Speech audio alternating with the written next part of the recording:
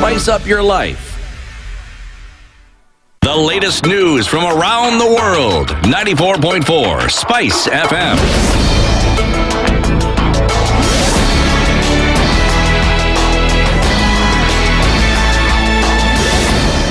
Morning, this is the News Wire. I'm Leah Ubaga. Just a polite reminder is that you continue enjoying the EPL marches across our radio stations, that is Berur, Radio Maisha, and right here on Spice FM.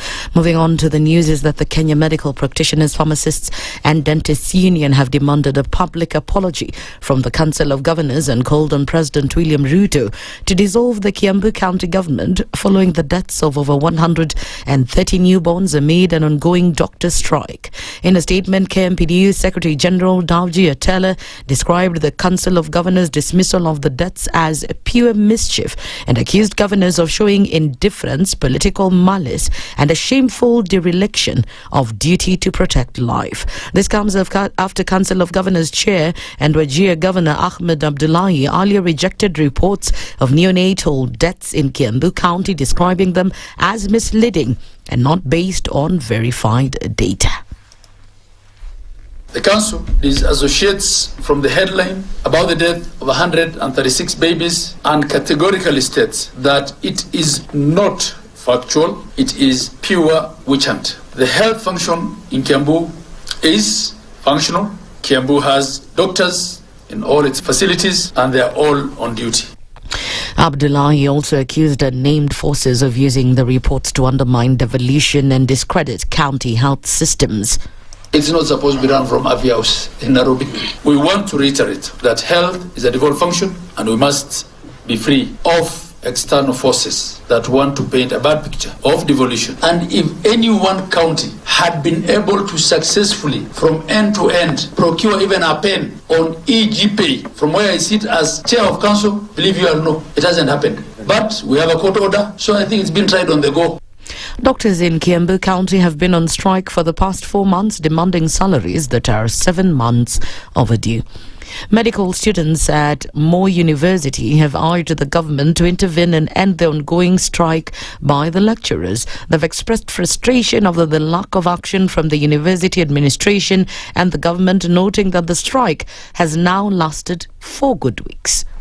Watu wanalipa ushuru lakini sasa pesa zote zinaenda treasury huko, alafu tunakuta sasa pesa hazirudi huku chini kusaidia mashinani. Tunashangaa mbona hawajali, kwa sababu watoto hawako katika vyuo vya public, na wangekuwa hapa wangekuwa wameshughulikia hili jambo. Waache kuzurura na choppers na expensive cars, wakae chini wajue vile hii mgomo itasuluhishwa wiki hii. Please tushughulikie, tumalize shule. Tulikuwa tumalize shule next week and now we cannot wait any longer. Our parents are tired paying for our rent, paying for our upkeep, and we are over 25 years old. Tumezeekea shuleni jamani. Medical school usually takes only 6 years. We have now overstayed 2 additional years, not because of failure of lack of effort from us, but because of circumstances that are beyond our control. Families of 2 Kenyan human rights advocates allegedly abducted in Uganda on Monday have expressed deep anguish and frustration over the unknown whereabouts of their loved ones, even as Kampala authorities insist they are not holding the 2. Human rights defenders Bob Njagi and Nicholas Oyo remain missing, prompting public outrage and diplomatic engagement between Nairobi and Kampala. The Law Society of Kenya, Vocal Africa and Amnesty International Kenya Charter led the families in protesting what they described as continued denial and withholding of the activists 6 days after their disappearance was reported. In a statement read by representatives of the 3 organizations and family spokesperson Norbert Ochieng, they said eyewitness accounts indicate the 2 abducted in Kampala by masked, uniformed, armed men, suggesting possible state involvement. And finally, Deputy President Kithure Kindiki has faulted the previous administration for sidelining northern Kenya in development and public services. Speaking in Garissa town during an empowerment event, Kindiki said President Ruto reopened the Garissa passport office in May as part of the efforts to end historical marginalization. Muislamu ama mtu kutoka sehemu ya kaskazini mwa Kenya kupata kitambulisho ilikuwa gharama kubwa. Utaratibu ambao ulikuwa unatumiwa ulikuwa mrefu na ulikuwa na ubaguzi, kwa sababu maswali ambao anaulizwa mtu wa kutoka hapa Garissa sio maswali ambayo inaulizwa Wakenya wengine kutoka sehemu zingine. Rais akasema akichaguliwa atahakikisha kwamba kuna usawa na ile utaratibu inatumika kupatiana vitambulisho na birth certificate na passport itakuwa sawa Kenya nzima. That's the news wire. I'm Leah Umbanga.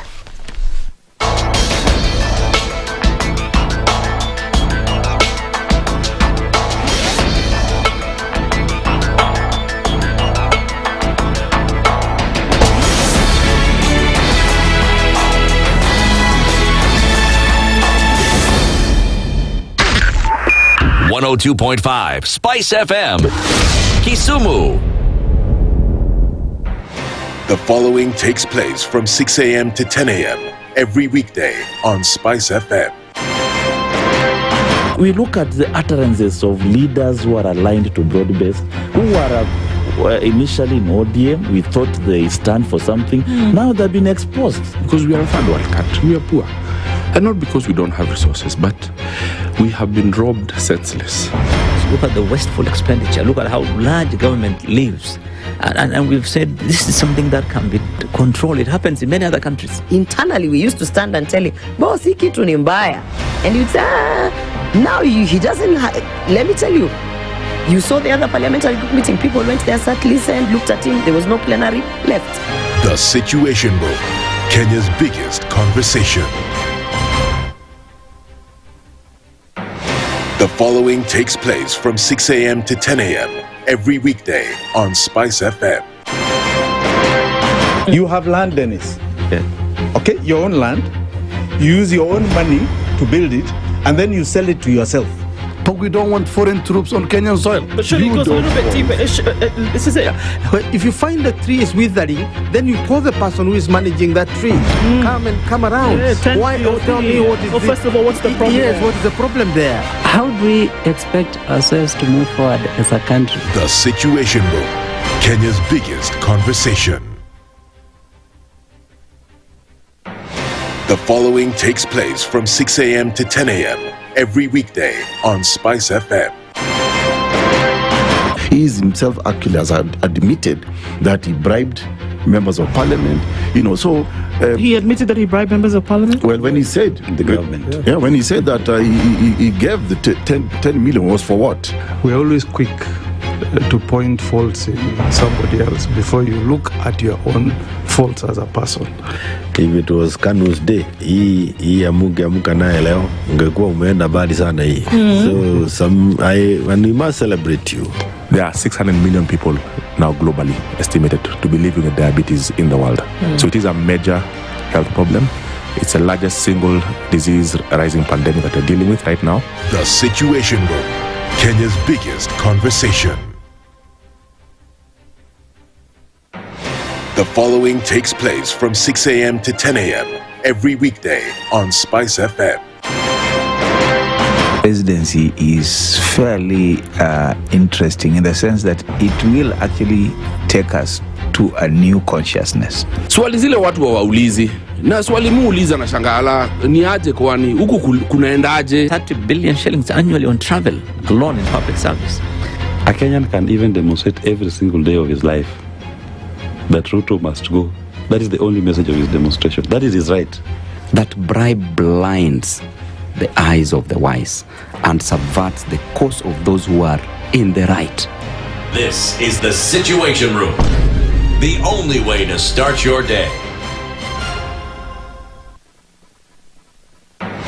The following takes place from 6 a.m. to 10 a.m. every weekday on Spice FM. SRC's mandate is constitutional. It's not an advice. It's actually something you must do. Must do. Like now, he abandoned, of course, the narrative of Wheelbarrow, Mutomjengo, Mamamboga, and all those, that rosy narrative. Your expenditure is 3.3 trillion, and you're collecting only 2.5. Out of that 2.5, you're spending 1.8 trillion to service loans and so forth. That the CDF kit, it's itself a symptom of corruption. This is the Situation Room, the only way to start your day.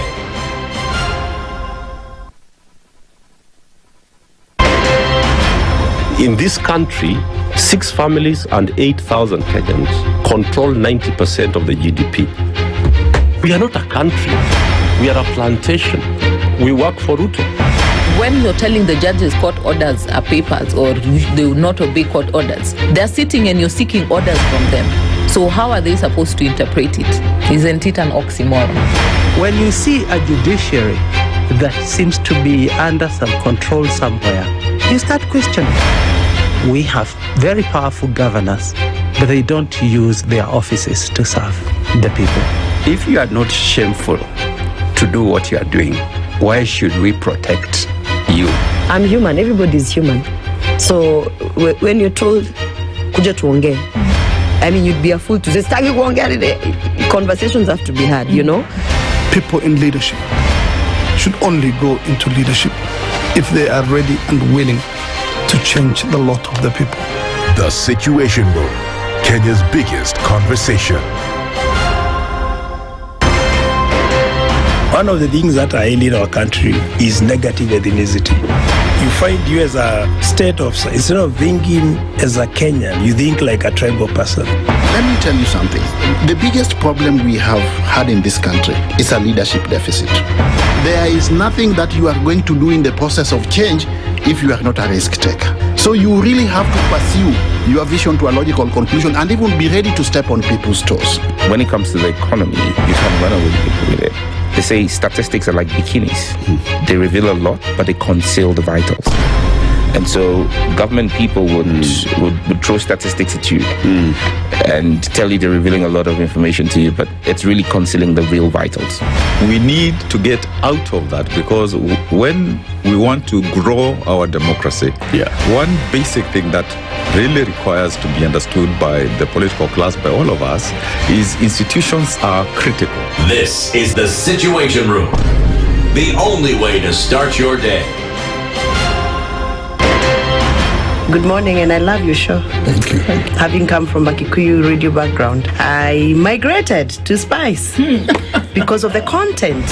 I was born in a slum, but somehow I got a break in life. So sometimes when you see the sweating coming out because of the passion and whatever it is, behind the noise, there are people. And we share the same umbilical cord.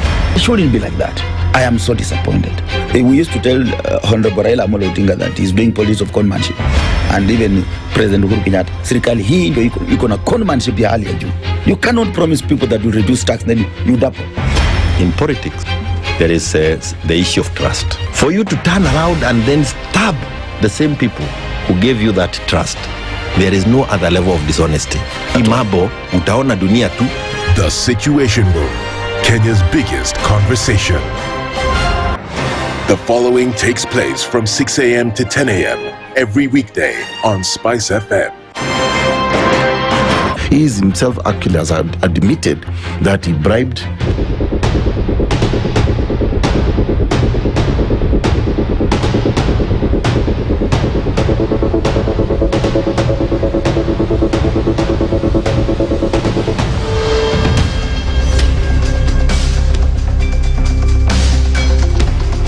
Tuesday night, May 13th, 2025. Nothing betrayed the quiet of the night at Jomo Kenyatta International Airport.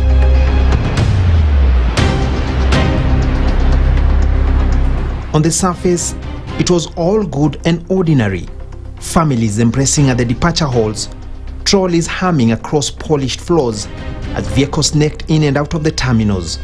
It looked every bit the perfect, uneventful night at East Africa's busiest gateway. But it was not. At 9:29 p.m., CCTV cameras at JKIA captures a man with dreadlocks tucked under a cowboy hat walking into the busy Terminal 1A. He's dressed in all black, pulling a suitcase with one hand while clutching a laptop in the other. A backpack hangs off his shoulders, and beside him, a bald man in a jacket, a blue jeans and a t-shirt. Together, they head straight for check-in.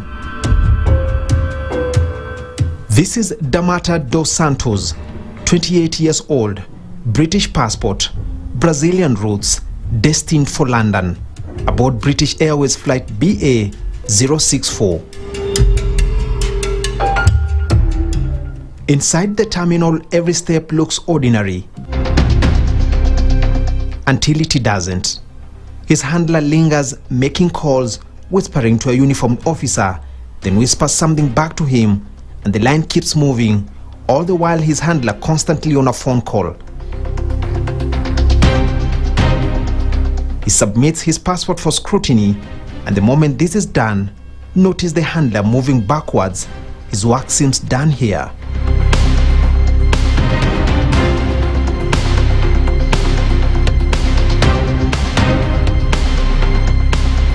Minutes later enters this man in blue shirt carrying a unit load device, or simply ULD. A ULD is a container used at the airport to bundle dozens of suitcases and cargo into a single movable unit for loading into an aircraft. But investigators say it is also the perfect Trojan horse. With corrupt hands in play, illegal cargo can blend among dozens of bags and go unnoticed. This is what appears to be the plot here.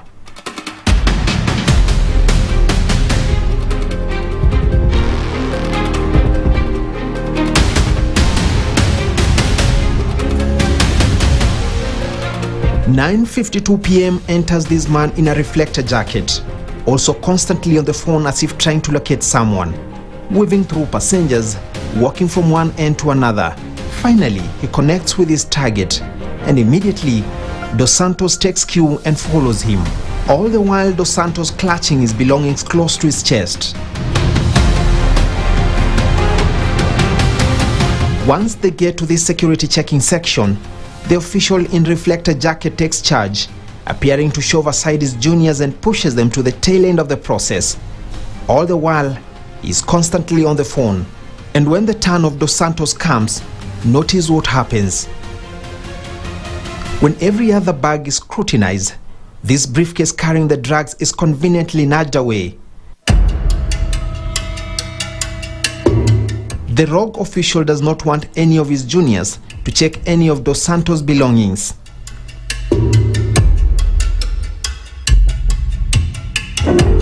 And just like that, a suspected international drug peddler has just beat JKIA's elaborate security installations and off to the departure lounge.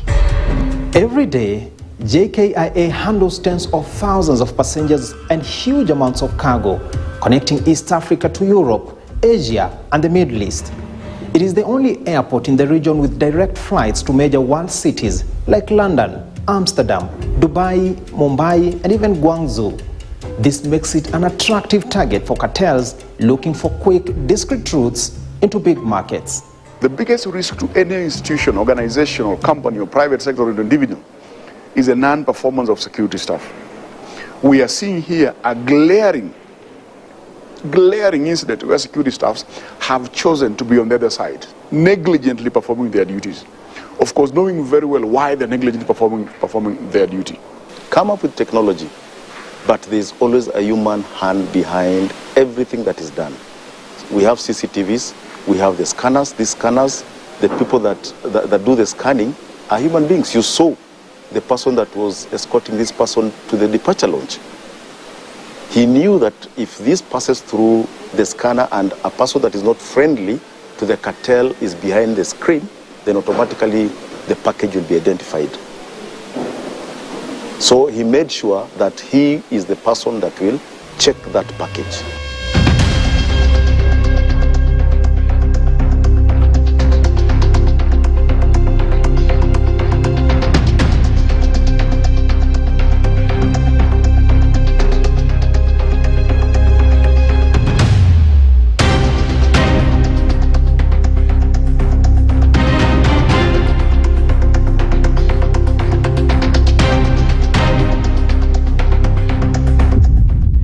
(11:10 p.m. and the British Airways flight is airborne. 6 hours later at Heathrow, the run ends. Waiting Metropolitan Police Specialist Crime Division moves in. Dos Santos, carrying a suitcase full of cocaine worth millions, is arrested on the spot. Met Police in London, in a letter addressed to KTN, has confirmed the arrest of Dos Santos. He appeared at Isleworth Crown Court on the 16th of June, where he was... Mature, intelligent talk every morning. Spice up yourself. Mornings done right. 94.4 Spice FM, Nairobi. It's 20 minutes after 6 o'clock, and a very good morning to you. And we're getting into the Situation Room on this Tuesday, the 7th of October. And I'm sure you're wondering, what? Yes. Many things were happening this morning, and many things were a mix. But we're here. Dennis, you can choose who we are calling first. Good morning. Good morning to you, Ndu. How are you? I'm fine, thank you. You well? I am. I'm well. I've had brunch. Look at so my day is sorted. All you need is a toothpick. Where is that proverbial toothpick? And then you start doing... No, you don't need a toothpick. You need to show people that you've eaten something. Yeah. When you move your tongue around your teeth. What are you? Yeah. Thank you for that jollof rice. You are most welcome. My morning is made. Bus. My day is made. They come for the interview, they don't come. I'm okay. We can talk. And I want that recipe. You want the recipe? I have to try it. Talk to me nicely. Let's see how I can help jollof you. Rice. Karibu kabisa. Yeah. So. This computer is talking. Yeah. Auntie, wait. So I told you, we can continue. Anything can happen. Today we can play music. Yep. How are you though? So, I'm fine. You're well. But it's just that today, you know how in the mix of things, I don't know if I was forgotten or I was like, did the rapture happen and then they didn't come or what? But yeah, we eventually were here at a few minutes to time. But situko hapa. That's all that matters. Yes, that's what matters. And of course, you started to enjoy the beginnings of a feature that was on KTN at some point, and then still a story that is making the rounds in terms of what is happening with the cocaine and drug trade. So that's what we're doing, and continuing with those conversations this morning. All right. So, Joylene, I'll just tell you now because we are being distracted. The other newspapers that you want are out there. So, all right. Okay, so we're getting into the conversation this morning. Thank you so much for joining us. Our audience is on KTN, Karibu Sana, and also our live streams are up on YouTube, Facebook, and on X. And as we get into things, Karibu, and thank you for always being here in the morning as we do. All right, so we're here, and Lydiah is here. Lydiah has allowed you to enjoy a few minutes of those, but maybe another time we'll play it in full. Always making things happen. I love to see it. Sawa. So have we established that you're fine? Me, I was fine, Kitambo. Oh, we already established that everything is okay. And Aseto is good. The sun has come out for me. The sun is shining. Okay, everybody, Karibu, and thank you for being patient as we got into things this morning. So we were here, but trying to hear. So don't worry about it. Na tuko hapa tukiendelea. Maybe the gentleman coming from Karen. I'm good. Okay. Yeah, I don't live far off, so. Oh, that's sorry. What I said from Karen. We are very sorry. I just, we repent. We need to become correct. Sincerely apologize. Don't be angry. No vex, I beg. Yeah, Abong Ngong. Ngong is Garden View. So, the garden of Karen. All right. Good to see you, of course. So let me tell you some of the conversations that we'll be having today as we get into things. Of course, there will be an opportunity for us to have conversations around what's happening in the political sphere, and we will start off with just a minute, so that I can at least try and look like I know what I'm talking about.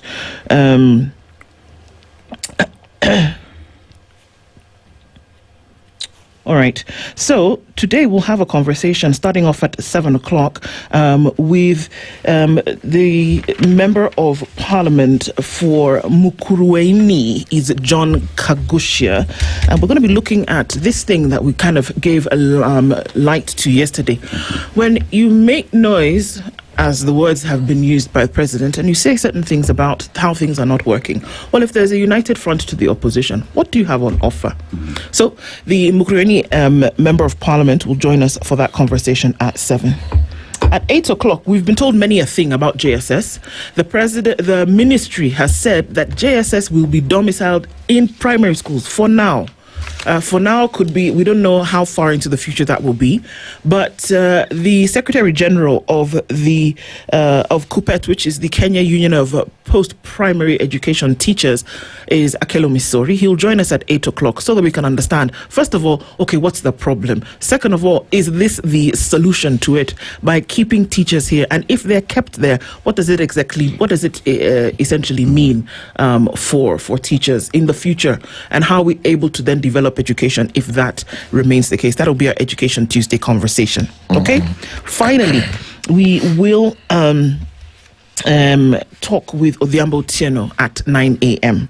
The enforcement gap in Kenya's money laundering. You've heard it, wash. Otieno was here and we talked about gold. This is part 2 of that series, essentially, and we're going to be looking into now how the proceeds from these illicit or quote-unquote illegal trades flows now happen with when money is laundered and how that exactly works. He'll join us at 9 o'clock for that conversation. Sawa. So we'll go politics, we'll go education, and then we'll end up with money. Those are the conversations that we'll have today, and so let's get into it. Sawa. Mr. Dennis, yesterday we talked about a child who doesn't laugh at the ugliness of his mother, and so I guess you're taking us back to Togo. Yes. Well, you tell us what today's proverb is. So let's go to Togo, and our proverb today just talks about cooperation and working together, yeah? A single bracelet does not jingle. A single bracelet does not jingle. Well, you need two to tango.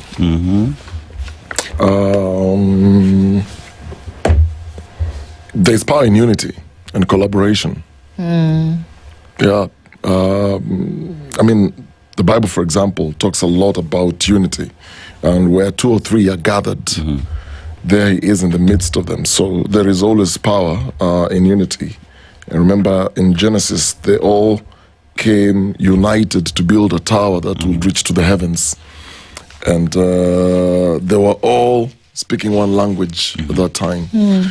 So it speaks of just the power of unity. It's better when you're 2. They said 2 are better than 1. Yeah. But it's interesting, when we talk about marriage, then 2 become 1. Well done. Good job. I was waiting for the next thing that even the music you make will be beautiful.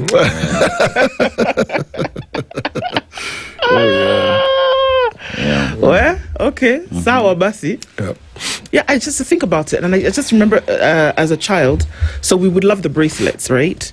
But the only way for anybody to know that you were wearing those bracelets, like the gold ones, the silver ones, is if they heard the sound. So we would do it intentionally. You do like this, and then it makes the tinkling sound. Yeah.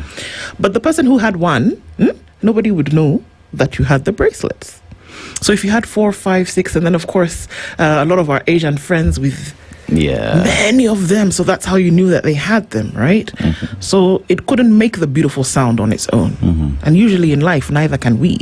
We can't make that beautiful thing, that beautiful sound, have that beautiful impact on our own. We can't. Even the people who play singular sports, tennis, the ones who run alone, there's a whole team of people behind them to essentially make it happen. You can't make the beautiful sounds by yourself. Yeah, so I think I'll use another proverb. Yeah, if you want to go fast, go alone. If you want to go far, you must be with others. Because at some point your energy would go down. There's someone who understands nutrition, they will sort you out. There's someone else who understands a physio, they will massage you for you to continue with the journey. You know, you might fall sick. There is a doctor there to help you arrive at the destination. So it is a community effort for you to end up to that place where we say success. Fantastic. You can draw a lot of stories and examples from that proverb. Is there any sport where you only just have one individual and no backup, nothing? I can't think even of any. the people who shoot that sport, somebody's training you. Somebody's with you. I mean, well, apart from Nani, who trained himself on YouTube. Diego. Well, apart from him. Well, there's YouTube. But even there was YouTube. There are people, yes. You know? The entire infrastructure, the internet, this person behind it, so, Exactly. Interesting. Indeed, very, very interesting. All right, can we go to say hello to people real quick? Because we know that you guys were waiting. And so, yes, Lydia, everybody says that was a fantastic idea to be able to have that feature on. And maybe we have an opportunity for them to hear the whole thing on radio at some point. But it was quite interesting, that one. And Ontomwa did an excellent job with that. And that's still making the rounds.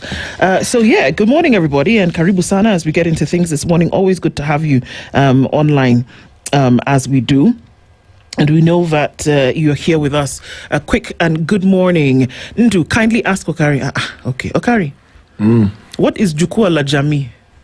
Is it just another lavish spending spree, especially after the hyped empowerment programs? I only know of Jukwaa la Usalama. That's the one I also know. I don't know about Jamii. I'm not sure. Yeah. So that's the answer for you, Don. Yep. We don't know about Jukwaa la Jamii. We know about Jukwaa la Usalama. So labda hiyo ndio una Maanisha. Thanks. Kunamisha is to bend. Shh. Okay. Agutu says good morning. Okay. Tuned in. Shak Bet says good morning. Hi Spice. Bonjour à tous, says Agola. Good morning to you. Peter Kiari says good morning from Mombasa. You are what you think, so be very careful to keep your thoughts positive and on your goal. Indeed. Good morning from Mombasa. Says Robert Mbogo. Shak Bet says it's my birthday. Happy birthday to you. Happy birthday to you. Happy birthday, dear Shak Bet. Happy birthday to you. Happy birthday, Shak. And may you have a wonderful, wonderful day. And of course, many, many, many more. Desmond Oti says, good morning. Let's pray Mungu Baba amsaidia Baba apone haraka. Okay. Tuned and praying from Uhanya Beach. Isaac Ali says, good morning, Spices. Is it true that Raila's health is so debated that even his medical file needs a press secretary? My goodness. It's quite a thing, eh? Yeah. People have done long stories, soliloquies, back and forth, whether he's unwell. Look, if he's unwell, we pray for his health. Yeah. If he's not, then we pray for those who are praying that he be unwell. Yeah. For goodness sake. What's the problem? Yeah. Okay. Then somebody said yesterday, well, if he's unwell, he should have visited the hospital here to get treatment. Then you will know if your system is really working. Bas. Boaz Naliania says, good morning. Okari, did Ndu bring you jollof? Oh, yes. Thanks. That's the answer to your question.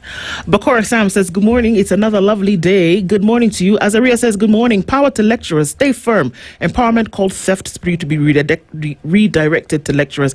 Boss, lecturers are still on strike. Do you know that? That schools opened, universities opened in September. Graduations just happened across the country.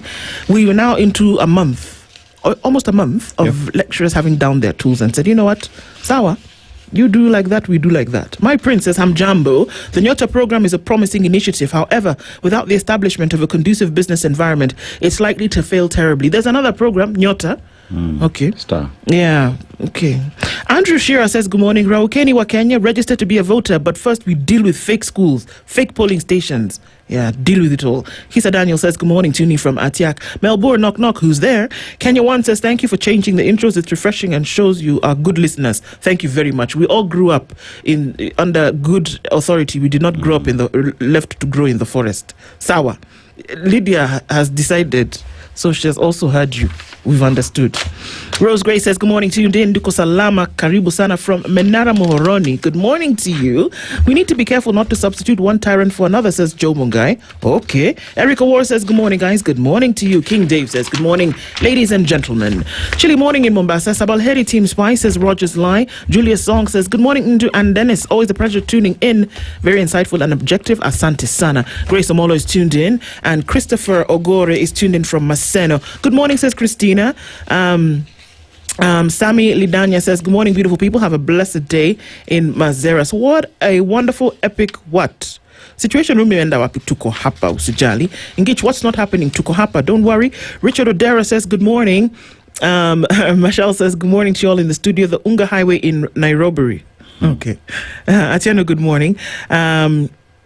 You see now, Boaz says that you're looking double good after the jollof. We've heard. Boba Coco says, Tuko hapa kwa umbali lakini tuko. Josh Willie is tuned in this morning. Mtuflani, good morning to you. Louis, good to have you. Of course, Mtuflani every day. Karibu sana. Louis Rudasingo is tuned in this morning. Jeffrey Nichols is here. And Harun Hakil says, good morning, Team TSR. Starting us off with the expose was very creative. Well done. Duke FX says, good morning. Tuesday. It's Tuesday. It is. What? Everybody's online this morning. The Mall is here. Erica Homer tuned in. Bill Kakoro Orwa says good morning. Can somebody elaborate on the company from the Netherlands that has come to take over our environment ministry? Abera Bethel, Gani hiyo. Mambo Vipi says Kimathi Nkrumah. Good morning to you. Ambassador Zia Beja, good morning. Tuned in from the UK. Asante Sana. Amaya Okoh is tuned in as well as Kenya. Good morning from Naivasha. And Absolute says good morning, everybody. Karibu Sana. Always good to have you in the room, guys. And thank you for joining us every morning like you do. Karibu. And thank you. Okay, yes, live streams are up. Facebook, YouTube, and on X. And you join us on KTN, also terrestrial radio around the country, the region, and the world. This is The Situation Room with Dennis Indu and Dennis. And let's get into the headlines this morning, shall we? We start on the front page of Kenya's bold newspaper, The Standard. The headline is At Last. There's a song for that, you know? Mm-hmm. Yeah, there is. At last. Hey, my love has come to me. Faith Odhiambo's resignation from President William Ruto's panel on compensation for victims of protests marks a dramatic turn in her journey from protest heroine to Embattled Law Society of Kenya president. Once celebrated for her fearless defense of the oppressed, Odhiambo found herself accused of betraying the very cause she championed. Her exit after weeks of internal revolt and legal wrangles is being seen by many as an act of courage and a step to correct a misjudgment that had tainted her stellar record. Yet, as applause mixes with skepticism, many now wonder whether she will reclaim the moral ground that once defined her leadership. And those are the headlines there, back to back. The first one was Losing Faith. That one was out last month. And this one is At Last. Faith Odhiambo, and I quote, while the clock runs down on the panel's lifetime, victims continue to reach out to me in total frustration over when their requests for audience with the panel will be honored. I must therefore prioritize other avenues of responding to the plight of victims through the other positions I hold. So that's what it is. We'll look into that. How Mwencha shaped trade in Africa, of course, a serialization in his book, part 2 of that. Ambassador Mwencha narrates his travels and engagements in his tour of duty at COMESA and how he joined the Preferential Trade Area Secretariat and rose to chair of the 21-member intergovernmental organization. County attorney was not involved in NMS takeover of the city. This is what the court has been told. Of course, we know that Lydiah Kwamboka, representing the county, revealed that the transfer of key functions from the Nairobi County government to the national government in 2020 was executed by the executive without consulting the county's legal office. So they're in court over whether NMS was legal, not legal, that thing. Senators call on boys to shield girls from abuse and nurture mutual respect. That's interesting, and we'll let you into that story in just a bit. Let me get through this quite quickly. And this is what it's called, the headline now for that story. In good faith, LSK boss bows out of Ruto's panel. Dennis Aseto. Yes. Rigathi Gachagua told you on Sunday that Uhuru is the past. Yes. And he is the present and the future. All right, so that's the headline there. Dongo Gashane pens that story, of course, from the interview that you held so beautifully with Gachagua. Like Kabila and Dos Santos, Kenya's looters can run, but they cannot hide. Where? That one is what it looks like.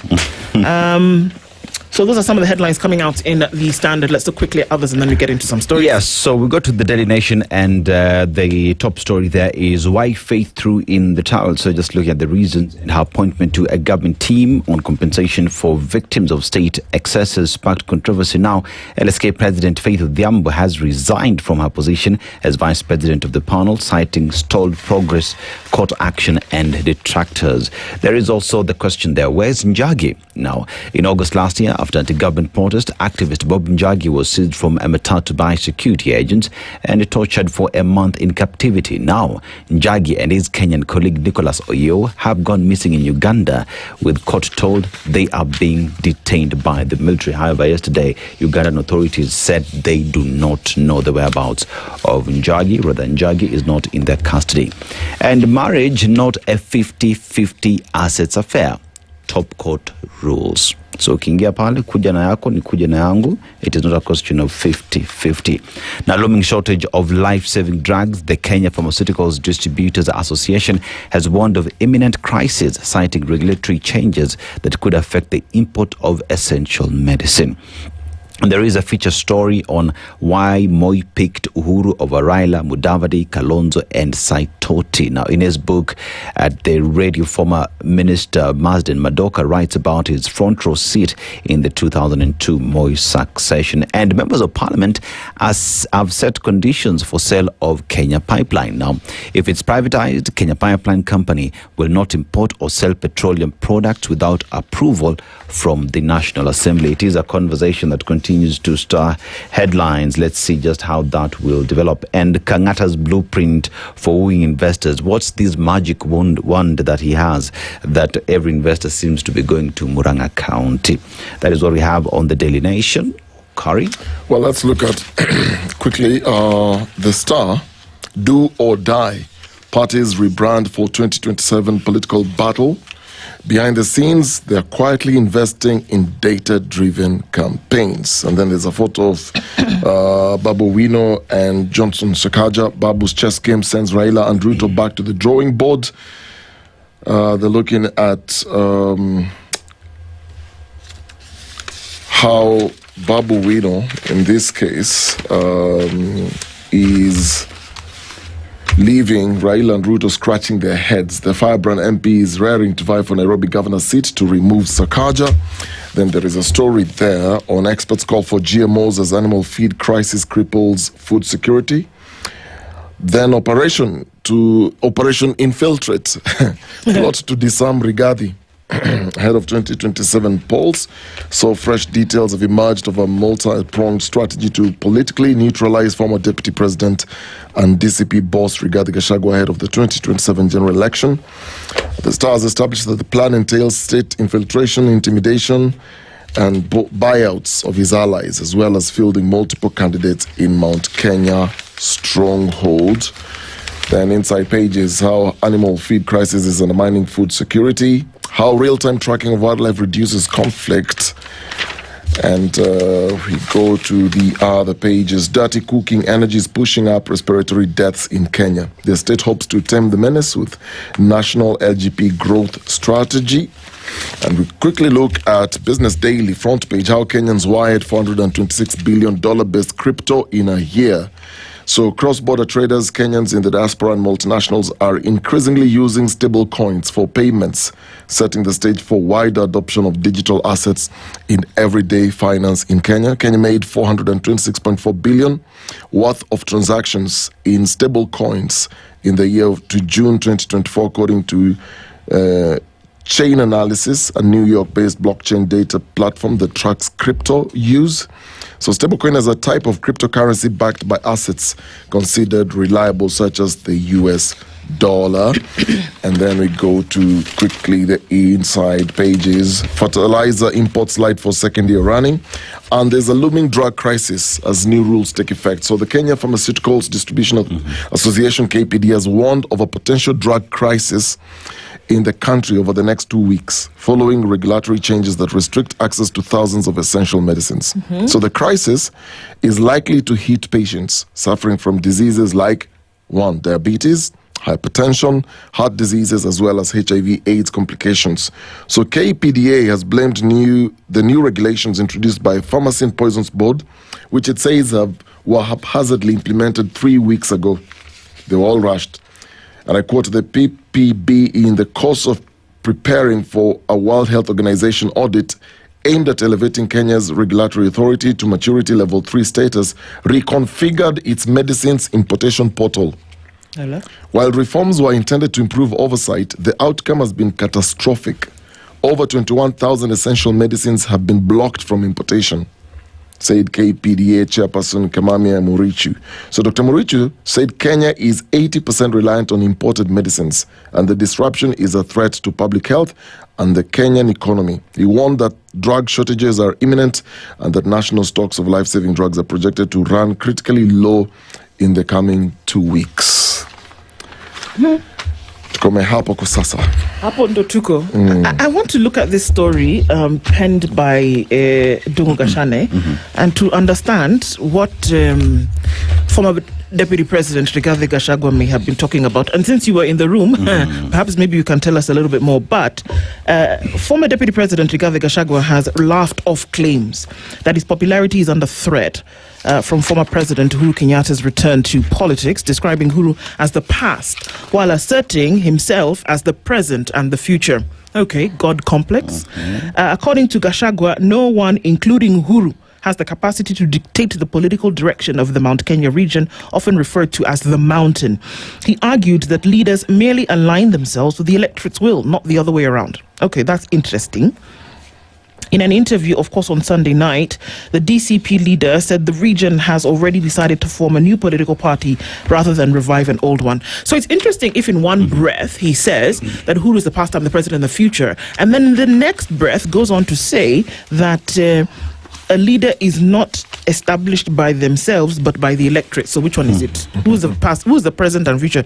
If you say it's the electorate, right? The people of the mountain instructed me to form a new party for the mountain people and then invite other Kenyans to join. Okay, form a party for the mountain and then other people can join. All right. There were more than 30 political parties in the mountain. They never told me to revive an old one. So that's the reason why he's not gone back and buddied up with Uhuru Kenyatta. He maintained that the Mount Kenya region would use the DCP to back a presidential candidate of its choice. Okay, so there's so many confusing lines here that I'm not quite sure. Back a political candidate of its choice, form a party for the mountain, get other people to join. I'm the present, the future, and everything until infinity. But at the same time, it's the electorate who are the ones who are calling the shots. Head spin. I'm already feeling dizzy, and I wasn't even there, Dennis. But I think there's so many contradicting lines here.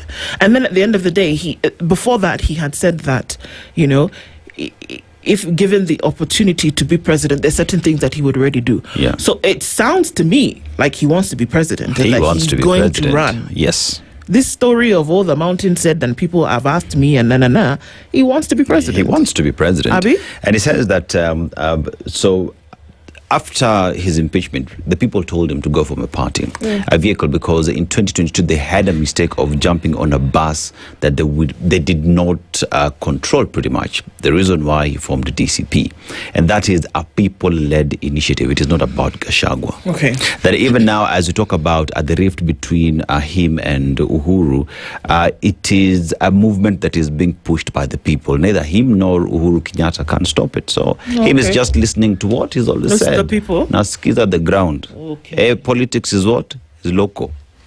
And you know how they say power is taken, it's not given. Not given. Yeah. Yeah. I think it's a strategy. It is. You can read through a lot of these sentiments. Ideally, it's just raising the stakes so that, and Kalonzo has also been doing the same thing. So they're all raising their stakes, and at the appropriate time, they will then declare. But what is of concern is, so each person then has to bring votes from their region. Yeah. So come to the table. And that's exactly what happened when he was actually chosen as the deputy president. You remember in Karen when we were all waiting, as they sing composition with bated breath. And we were waiting. Then we hear it was Kindiki. Then later it's Gachagua. Then it was not clear. Then the MPs who left. What was going on? Yeah. Exactly, horse trading, I'm telling you. Exactly. And now you have to ask the question really quickly here, because like Agola is asking, I ask again, that will Gachagua actually able to run as per the law after an impeachment? That's a question. But then also, the law, I keep saying, is a cross between a horse and a donkey. You figure out what that is, because they also say that until you exhaust all possible avenues for appeal, then it still remains. But remember that what the Chief Justice has said time without number, a conviction is a conviction. A sentence is a sentence. In this case, the conviction was that of impeachment, and it was upheld by the Senate. So in what place does what happen? Are you still appealing? But even as you appeal, according to the judiciary, that the sentence holds. So is this all an exercise in futility? So he says it's following the same in the courts, and that nothing stops him from running for office because he has to exhaust all the appeal mechanisms. So let's see how that goes. You know how they say the law is very clear. That's what I'm saying. That's why the law is a cross between a horse and a donkey. You go and ask them what animal that is. Yeah. There is a point where he will believe he's taking this. But you see, juxtapose that story for how he's positioning himself and what he was telling Aseto on Sunday. And now you're looking at a story about the big strategy to then disarm him ahead of 2027 polls. So with or without him being on that ballot as the leader of united opposition, there are already plans. And the story that is actually speaking of signs of the scheme are already playing out in the upcoming by-elections. So they're saying there are 2 DCP aspirants for parliamentary seats have abruptly pulled out at the last minute. Oh no! With one doing so after visiting President Ruto at State House. Oh no! The move, they say in the story, signals the president's infiltration and apparent resolve to deny the DCP boss competent candidates for various seats. So last week, DCP candidate in the Magarini parliamentary by-election, Furaha Chengo, resigned from the party citing frustrations and lack of transparency. Chengo, who also served as a member of the party's National Executive Committee, said he had become disillusioned with the way the party was being managed, and he wrote that letter. And that came shortly after the party's candidate in the Banisa parliamentary by-election, Aidan Kiongozi, withdrew from the November 27 contest. So, you know, the Banisa matter, I asked him about it, and he said that man was talked to, was actually dressed down by the president. I asked for evidence for him to show me if there is anything to that matter. None, because the statement that came from this individual was that there was negotiated democracy, the way they do it up in the northern part of the country, and he agreed to step back. So Gachagua says the president got to him proper. Well, that's actually what they're saying here. They're saying that the plan essentially is to infiltrate, intimidate, and buy out all allies or key allies, and fielding multiple candidates in Mount Kenya. So the by-election is, as they say, probably do or die. Do or die. So they will try to really surface. Yes, and to make sure that then he's not very, very popular, because as they always say, by-elections are an indicator of what essentially would happen in an election. But truth be told, there's still a lot. There's still a lot at stake. Quite a lot, and it's still time. All right. So let's look at why faith threw in the towel. So that is in page 6 of the Daily Nation. And Law Society of Kenya President Faith Odhiambo has resigned as the vice chairperson of a task force on compensation for victims of state excesses. She cited stalled progress, legal challenges, and the need to protect the LSK from detractors. In a statement yesterday, Ms. Odhiambo said her resignation from her position on the panel of experts on compensation of victims of demonstrations and public protest were effective immediately. It is not feasible to achieve the time-sensitive milestones I undertook to achieve, given the panel's 120-day tenure has been halted by a court order. While the clock runs down on the panel's lifetime, victims continue to reach out to me in total frustration over when their request for an audience with the panel will be honored. As resilient as the resolve of the Law Society of Kenya has been in upholding the rule of law throughout Kenya's history, especially in the last 2 years, my oath of office demands I do all it takes to preserve such resilience from any and all adversaries and detractors. So pretty much she's saying, I would have loved to be here, but you look at what the court is saying with regard to the formation of this body, and I'm unable to meet my deadlines. So I can still deliver and achieve through other means and other offices that I hold. Well, that's interesting. So if the thing is to uphold the rights of folks who need to be compensated, I can do it through my positions and not necessarily need to be a part of the panel. Yes. Okay, that's interesting. And of course, questions abounding in terms of when this... I actually believe her. You know, there's a comment that I saw somewhere on the internet, and when you look at what this team is meant to do we need that body? No, because you already have established bodies that can do the work. Exactly. You have LSK, which can follow the law. You have the Kenya National Human Rights Commission. You have very many other agencies who can do that. You don't need this body for you to deliver. And there are too many questions that, unfortunately, that I think that the panel is unable to answer. What's enough compensation? Yes. How are you going to decide this person gets compensated over another? Where are the funds going to come from?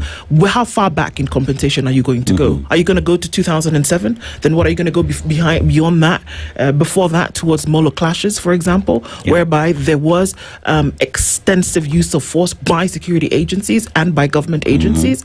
How far are you going to go? What's the scope? How far does it spread? How deep does it go? Exactly. You know, someone is also asking about Wagala massacre. Are you going that far? Because those are Kenyans as well who went through, had difficult times in the same country by security agencies. Which is a valid concern. Absolutely. So, and I think that it was, I think we were just bolting, this horse kind of bolted before there was time to apply proper thought to it. Because above and beyond anything, according to the tenets of international humanitarian law, you compensate, you essentially are culpable. You're saying, admitting guilt. Absolutely, that you're guilty in this and that you had a hand to play. So beyond that, just like what, our good friend Houghton said yesterday, that you don't just want compensation, you want justice. So was this panel going to ensure the same? So I could tell that he also was conflicted about this particular thing.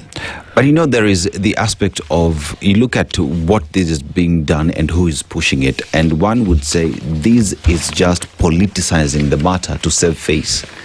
There is no good intention in ensuring that we get justice, and that's where the problem is, that the matter of compensation has been politicized, and that in its own self loses credibility. I mean, the whole task force, the president constitutionally can actually do that. He can decide to bring together anybody that he so wishes to do any work within whatever the task force. And for this one, because this was a panel of experts, that's what they called it. Yes. For compensations, and it was very clear for victims of protests and the riots. They had 120 days to do this job. But because of the petitions, they have not done anything. Houghton Irongo told us yesterday, we are entering now the third month, and nothing has happened. So it will make sense then for the LSK president to say, look, it doesn't look like this thing will see the light, so just resign. It's not going to work. And I think sometimes, as they say in politics, what tends to happen is, and this is somebody who was telling me this, like, take everything that you read and everything that's happening around the country with a bit of skepticism, and this is how. So you have the president you have the president who has set up this panel of experts, and then people will run to court, and a lot of times there's sponsorship. So it will be, you know what? Go to the courts, told this. I'm not saying that's exactly what is happening.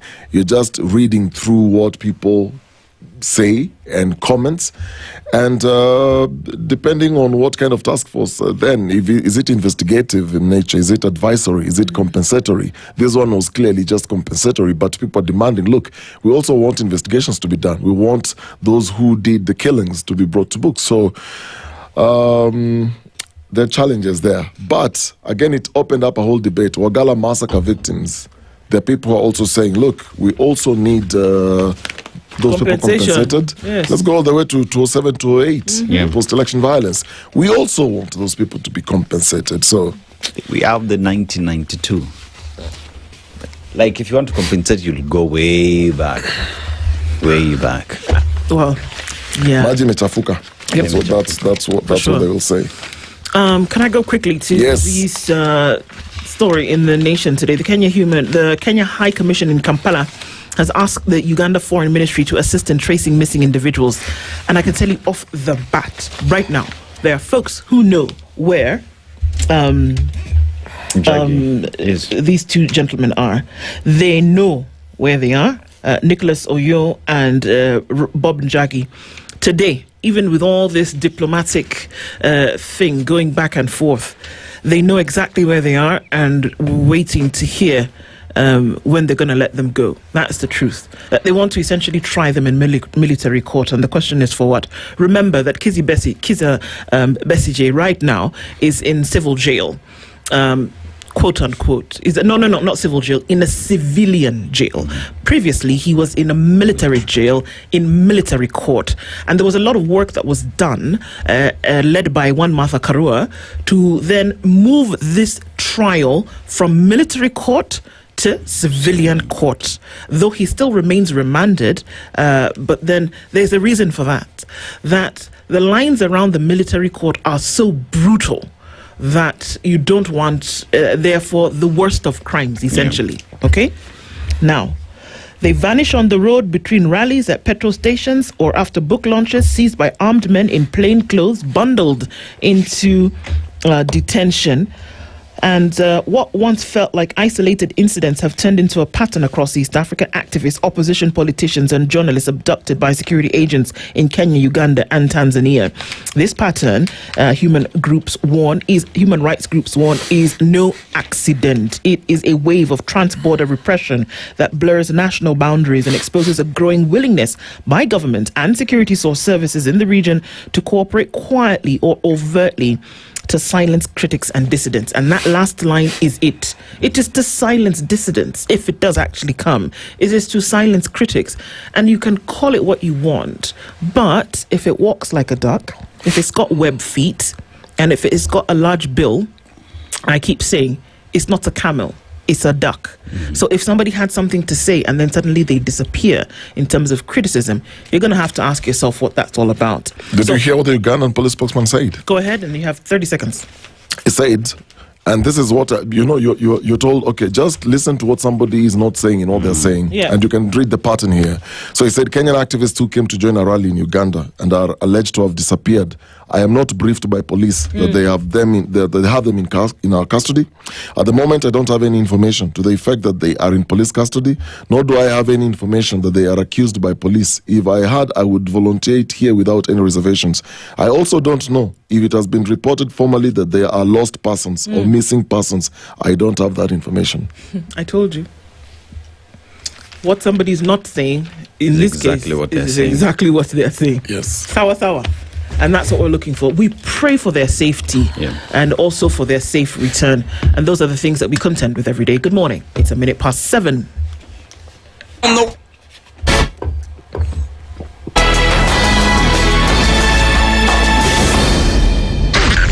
Spice FM, Nakuru. The following takes place from 6 a.m. to 10 a.m. Nyamweya Amla Ubaga. The Ugandan government has now denied detaining two Kenyan activists who were reportedly arrested in the country. Uganda police spokesperson Kituma Rusoke, in a statement to the media, claimed that the country's police department has no information on the whereabouts of Bob Njagi and Nicholas Oyo, who were reportedly kidnapped by 4 gunmen at a petrol station in Kampala. The two are in the country to campaign for opposition candidate Bobby Wine, who is running for president in the general elections. Rusoke claims that there are no complaints against the two Kenyans, so he sees no reason for the police to actually detain them. Kenyan activists who came to join in a rally in Uganda, and it is alleged that they disappeared. I am not briefed by police that they have them in our custody. So at the moment, I don't have any information to the effect that they are in police custody. Nor do I have any information that they are accused by police. If I had it, I would volunteer it here without any reservations. I also don't know whether it has been reported formally that they are lost persons or missing persons. I don't have that information. In this regard, a group of Ugandan lawyers have filed a case at the Kampala Civil Court seeking an order to compel the army and police to release Njagi and Oyo. This event comes as the families of the two Kenyan human rights advocates allegedly abducted in Uganda have expressed deep anguish and frustration over the unknown whereabouts of their loved ones, even as Kampala authorities have just insisted that they are not holding them. Human rights defenders Bob Njagi and Nicholas Oyo remain missing, prompting public outrage and diplomatic engagement between Nairobi and Kampala. The Law Society of Kenya, Vocal Africa and Amnesty International Kenya Charter led the families in protesting what they described as continued denial and withholding of the activists 6 days after their disappearance was reported. The president of the Law Society of Kenya, Faith Odhiambo, has resigned as the vice chairperson of the government's panel of experts on compensation for protest victims, citing the need to safeguard LSK's independence and unity amid ongoing legal and constitutional challenges. Odhiambo, in a statement, said she had formally submitted her resignation letter, noting that the work of the panel had been suspended by the court and therefore she did not see the need to continue with her duties. She added that her decision was based on the urgency of responding to the plight of victims through other platforms, especially the LSK, where she promised to continue pursuing justice for the victims of police brutality during the protests. The LSK president also stressed that the society would engage with justice stakeholders and human rights institutions to prepare legal proposals aimed at reforming the compensation system for the protest victims. Remember to continue enjoying the EPL marches across our radio stations, Berur, Radio Maisha, and right here on Spice FM. That's the News Wire. I'm Leah Ubaga.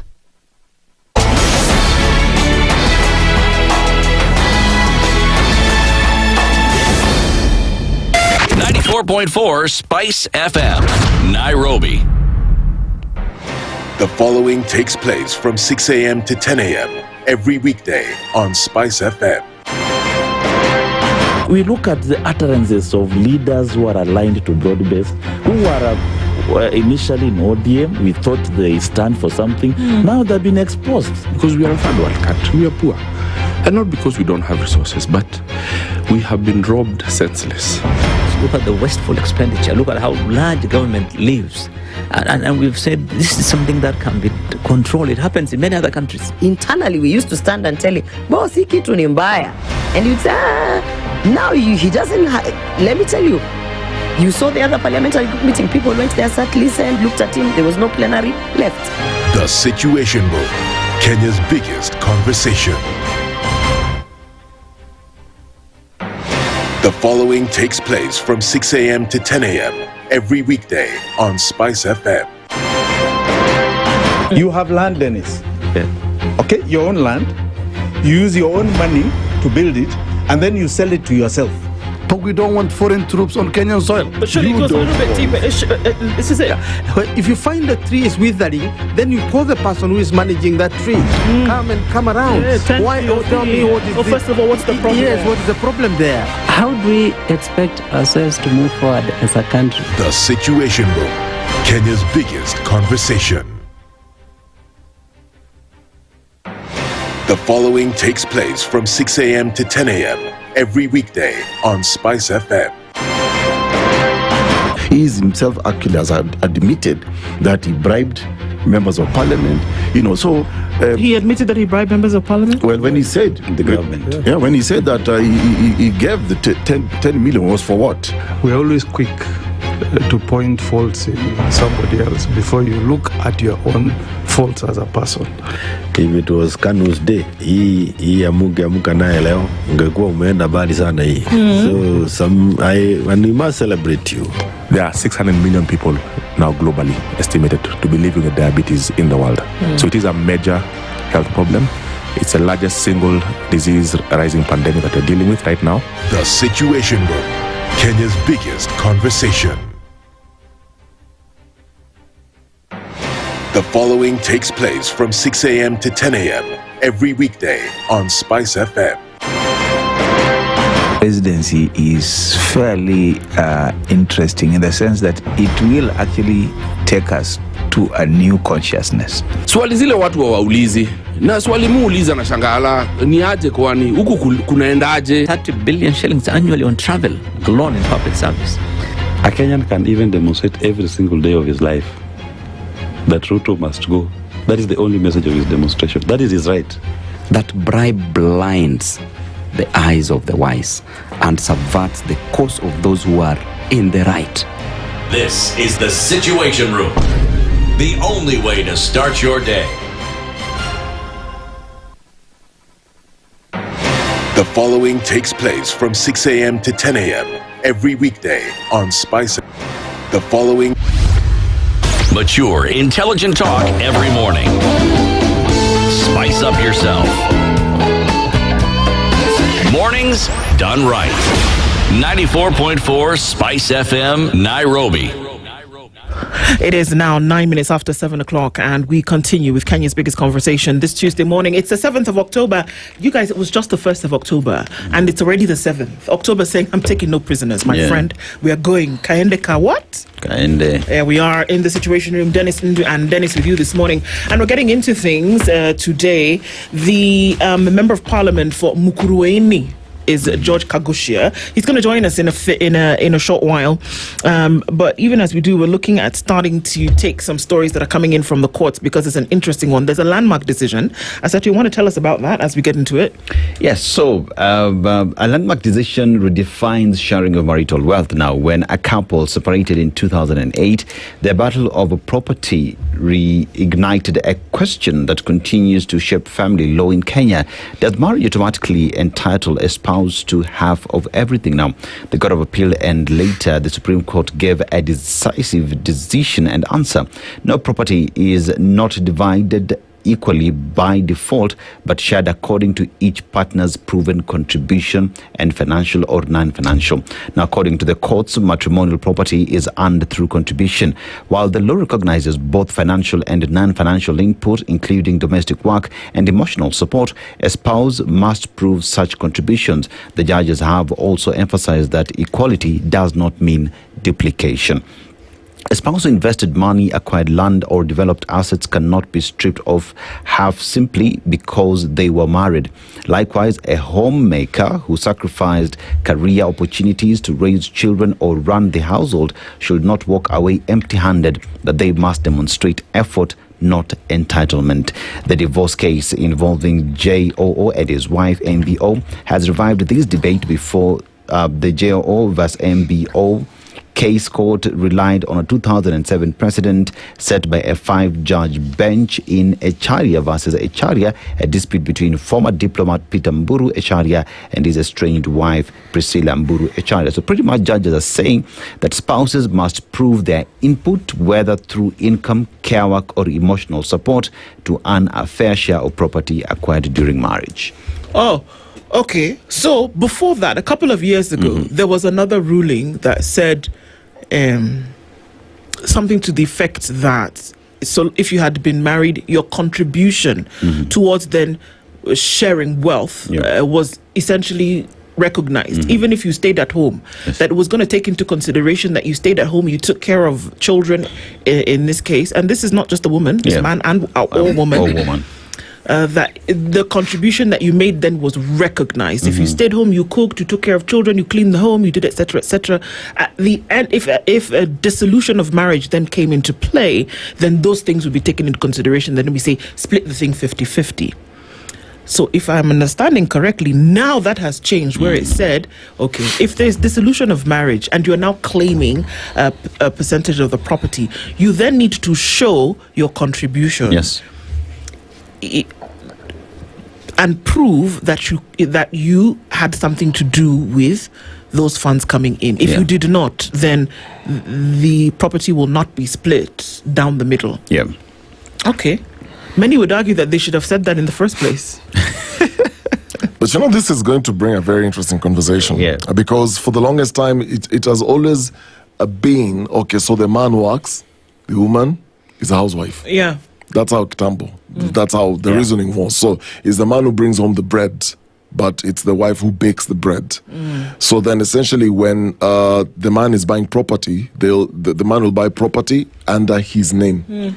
So in this case, you are actually being told, okay, you know what, whatever it is that you're doing in that marriage, work out receipts, because you have to show proof. But the broader conversation around this is what then it will mean for marriages, because there's going to be an expectation, and the expectation here will be and it will then alter how couples will approach finances in marriage. So here it will be an issue of, do you encourage joint ownership then? Are you going to go to to agreements, written proof of contribution, ni receipt yangu na invoice ndio hii. So we are buying a piece of land together. Oh, ulitoa 20,000, mimi nilitoa 100,000. Yeah.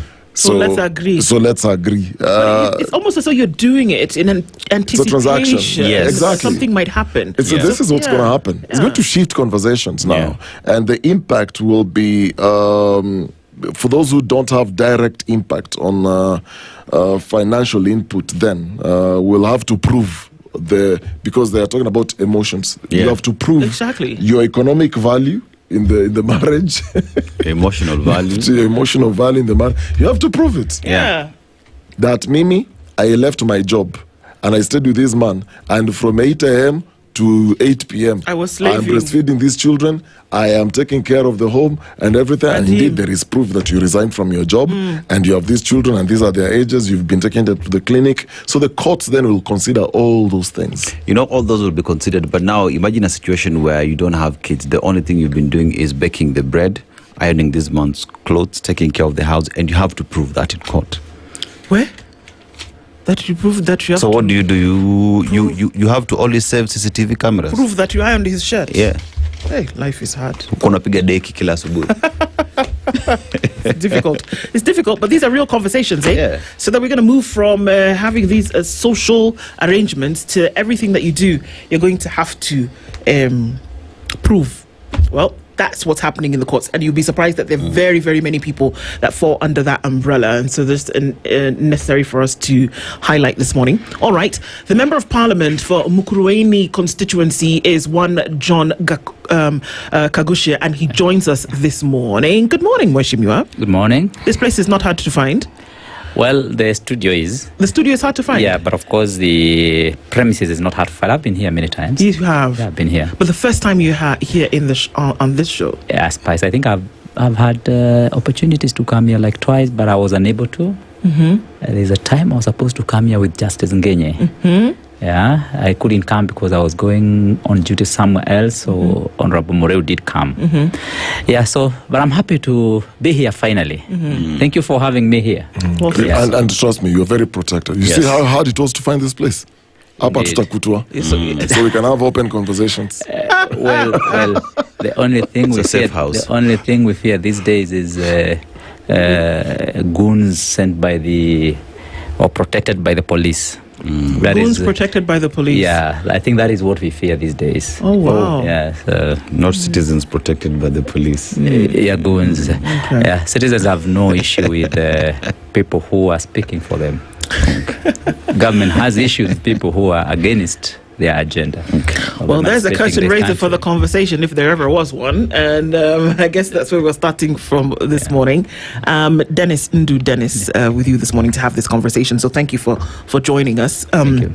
As this time we're going to start off the show. Welcome you. Every week we go around around the continent. We stop in a different African country, and we get the proverbs from each country.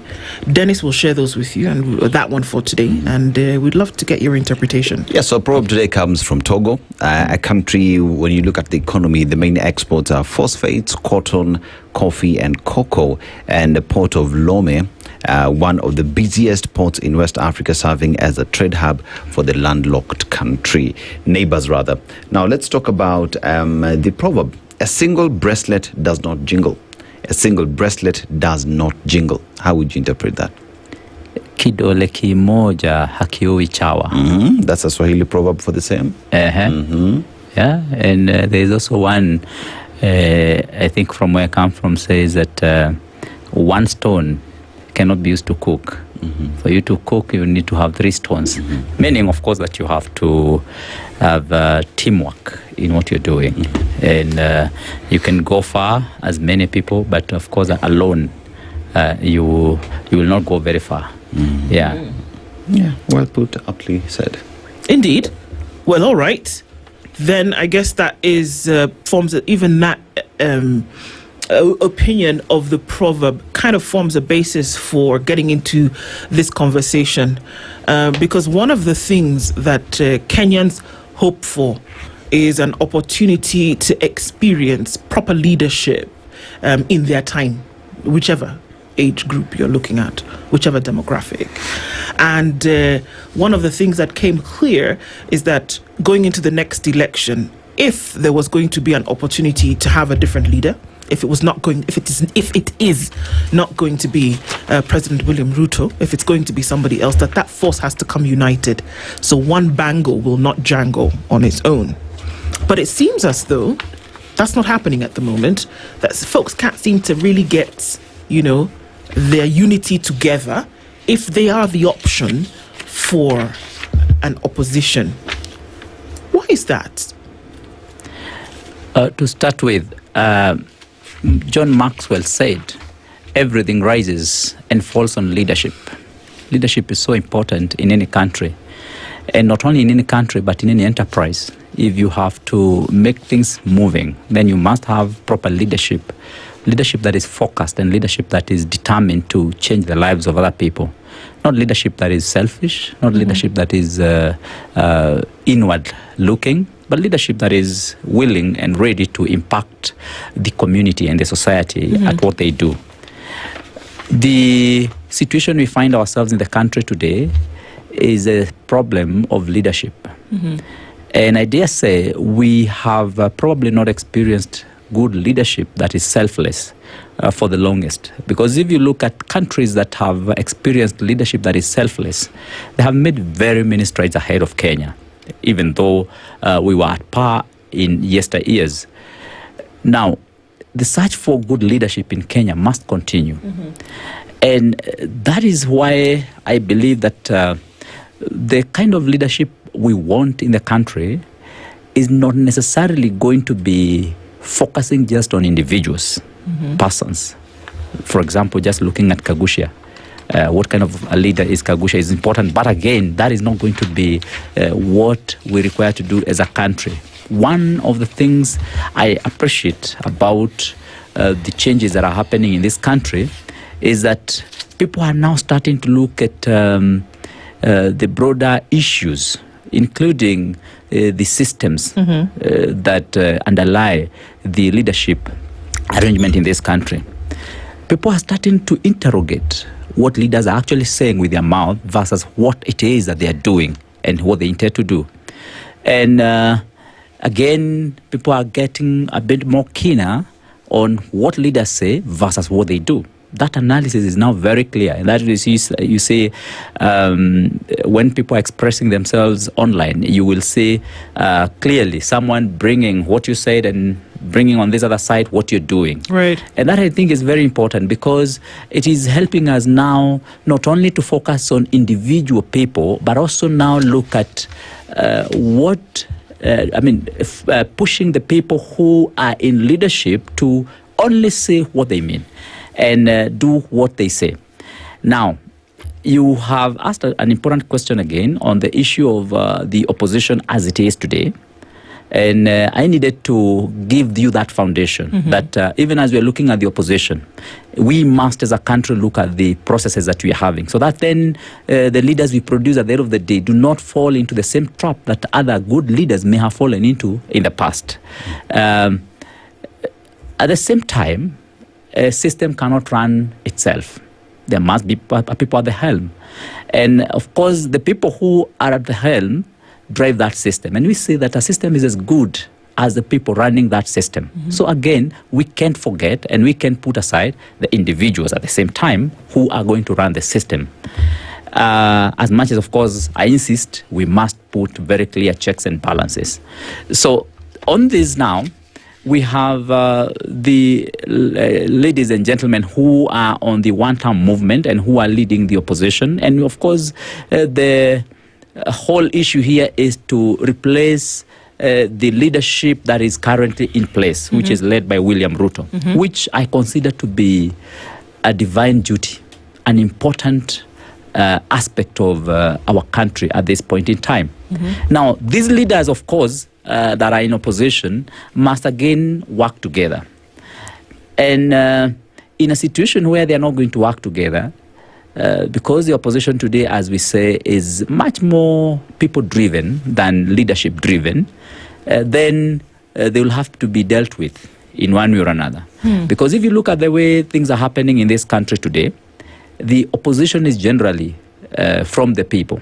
It is the people who are saying enough is enough. By the way, if people had a way of pressing a button somewhere and the whole of this system disappears and a new one comes, they will do that. But unfortunately, that is not possible. People have to go through these enduring processes. And so the leadership that then we are having in the opposition today, as much as sometimes it's not so easy for them to gel because they're all coming from different backgrounds. These are not people who have worked before together. They are people who are trying to find each other based on the interests. And the people are not going to be allowing them to split and to go different ways. Which people? Kenya? The Kenyans. Kenyans are clear that a time has come to change the leadership that exists in this country today. They are very clear. And so their focus is on ensuring that we stop the kind of wanton impunity that they see today in this republic. Sorry, Kaguchi, do you think Yeah. that Kenyans are concerned with bringing in a new leader or getting out the one who's there? Those are two totally different things. Which one do you think Kenyans are concerned about?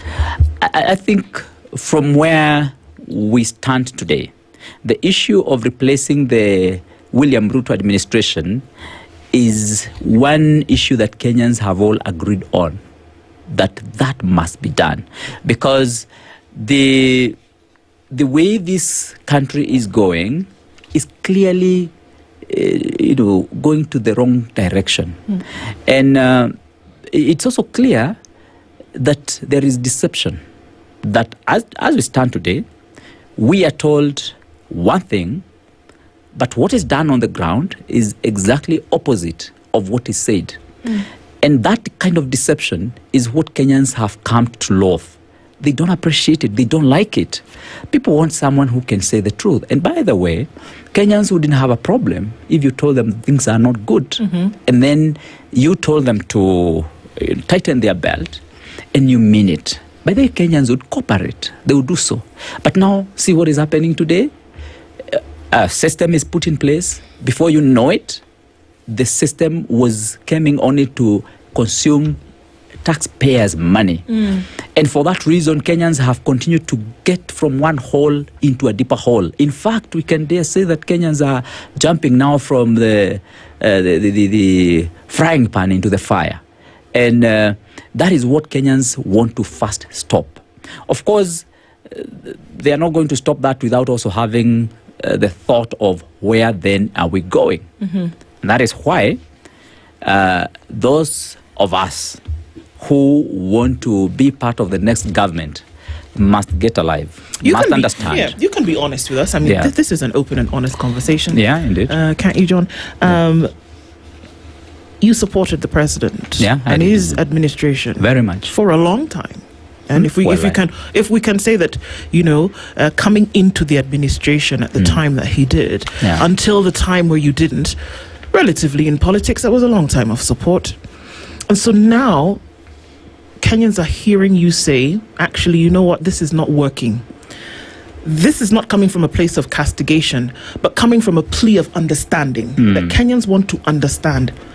How do we resonate with making a shift whereby you would have died on that pole for the president, and now you're telling Kenyans, you know what, you need to imagine or reimagine a leadership. And so somebody will say, is there a dichotomy of ideology here? Or were you just a fair weather friend? Or what kind of leadership are we looking at? Is it grounded? Or is it just, as the wind comes, it blows? those are the questions that Kenyans are asking. You know why? It is tied to real life situations. It's not up in the air conversations. So let's be real here. Yeah. This leadership that we're talking about is tied to a woman dying in hospital, giving birth. This is tied to a child who should be sitting an exam on the 27th of October, but they don't have school fees, so they've not gone to school. This conversation is not just about sitting, having a coffee with somebody. It is tied to the reality that there are people who don't have clean drinking water. Indeed. You see where I'm going? I get you. So if you can be here and smile one day and come tomorrow and say, let's not go, there are lives that are hanging in this pendulum swinging balance. So what should Kenyans actually say? Is it Kagushia today, or is it just that feeling that, okay, maybe I'm not feeling so good? Now, it's Kagushia that's in the spot today, but that's the feeling about every single leader who comes today who says, believe me, today. But yesterday you said something else. Where do you want Kenyans to go? Yeah, so I want to first look at the first part of your remark on Kagushia yesterday believed in the system, supported the system, but today he says he doesn't. Many of us as Kenyans did believe the agenda and the manifesto that was sold to us by William Ruto. And by the way, if you look at that agenda, it doesn't differ so much from what was also being sold by Azimio. True. And so it means that people who crafted those manifestos did a pretty good job. If you looked at the social health arrangement that was sold to us, it was going to help the country to really get from where it has been health-wise to universal health coverage in the country. But one thing that we were not told by the people who crafted this and who wanted to implement is that they also had their own arrangements inside the bigger arrangement that they did not disclose. For example, when SHA was sold to us, by the way, it looked like a good program. But little were we told that there was also 104 billion for setting it up in terms of a system. Nobody said that. That was not in the law. That was not in the manifesto. It was nowhere.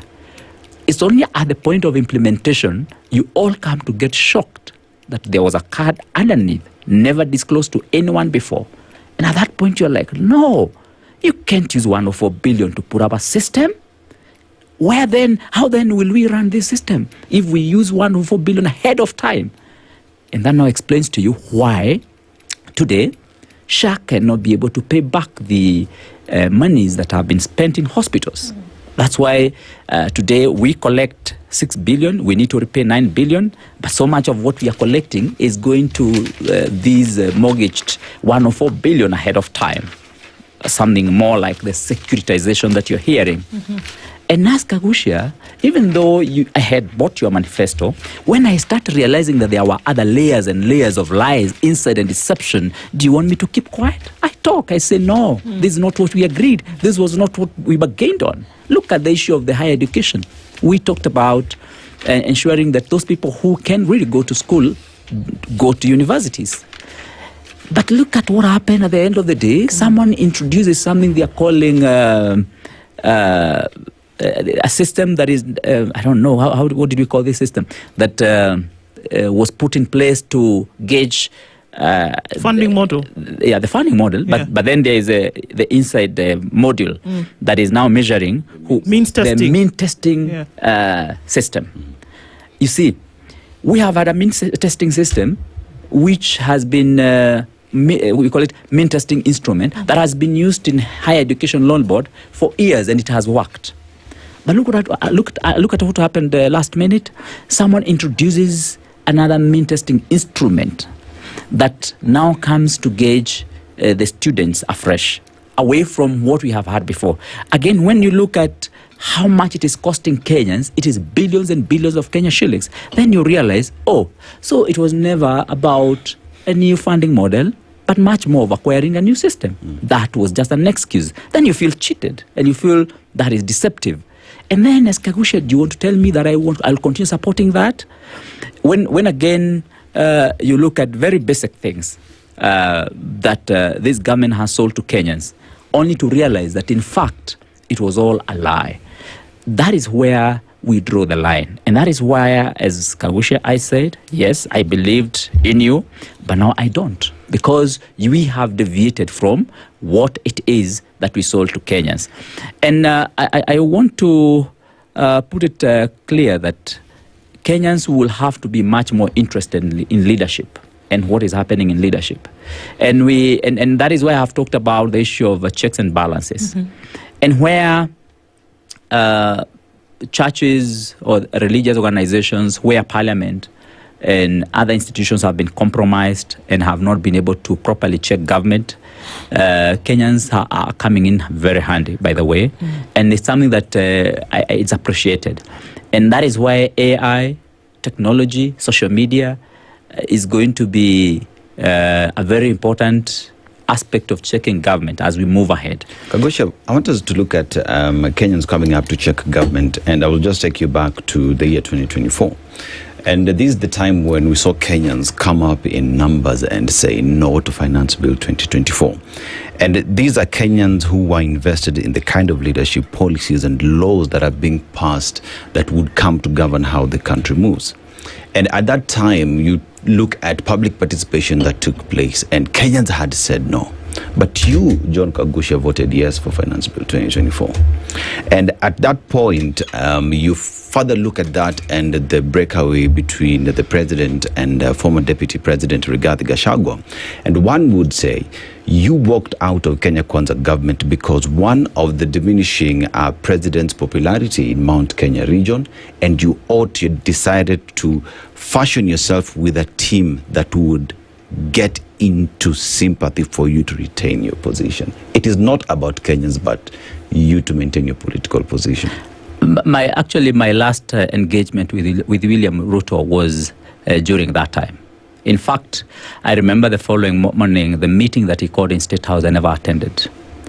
And I can tell you that it was getting clearer and clearer to me that William Ruto government was losing the plot. It's something I regret, seriously, because we followed William Ruto believing that he had something to offer. But what I realized is that he was misleading us, he was misleading the country, and that he was going to put us in a ditch. And there must always be a turnaround time for everyone. But at that time, Kagusha, when you were in that house voting yes, Kenyans were outside the National Assembly telling you to vote no. You see, we had,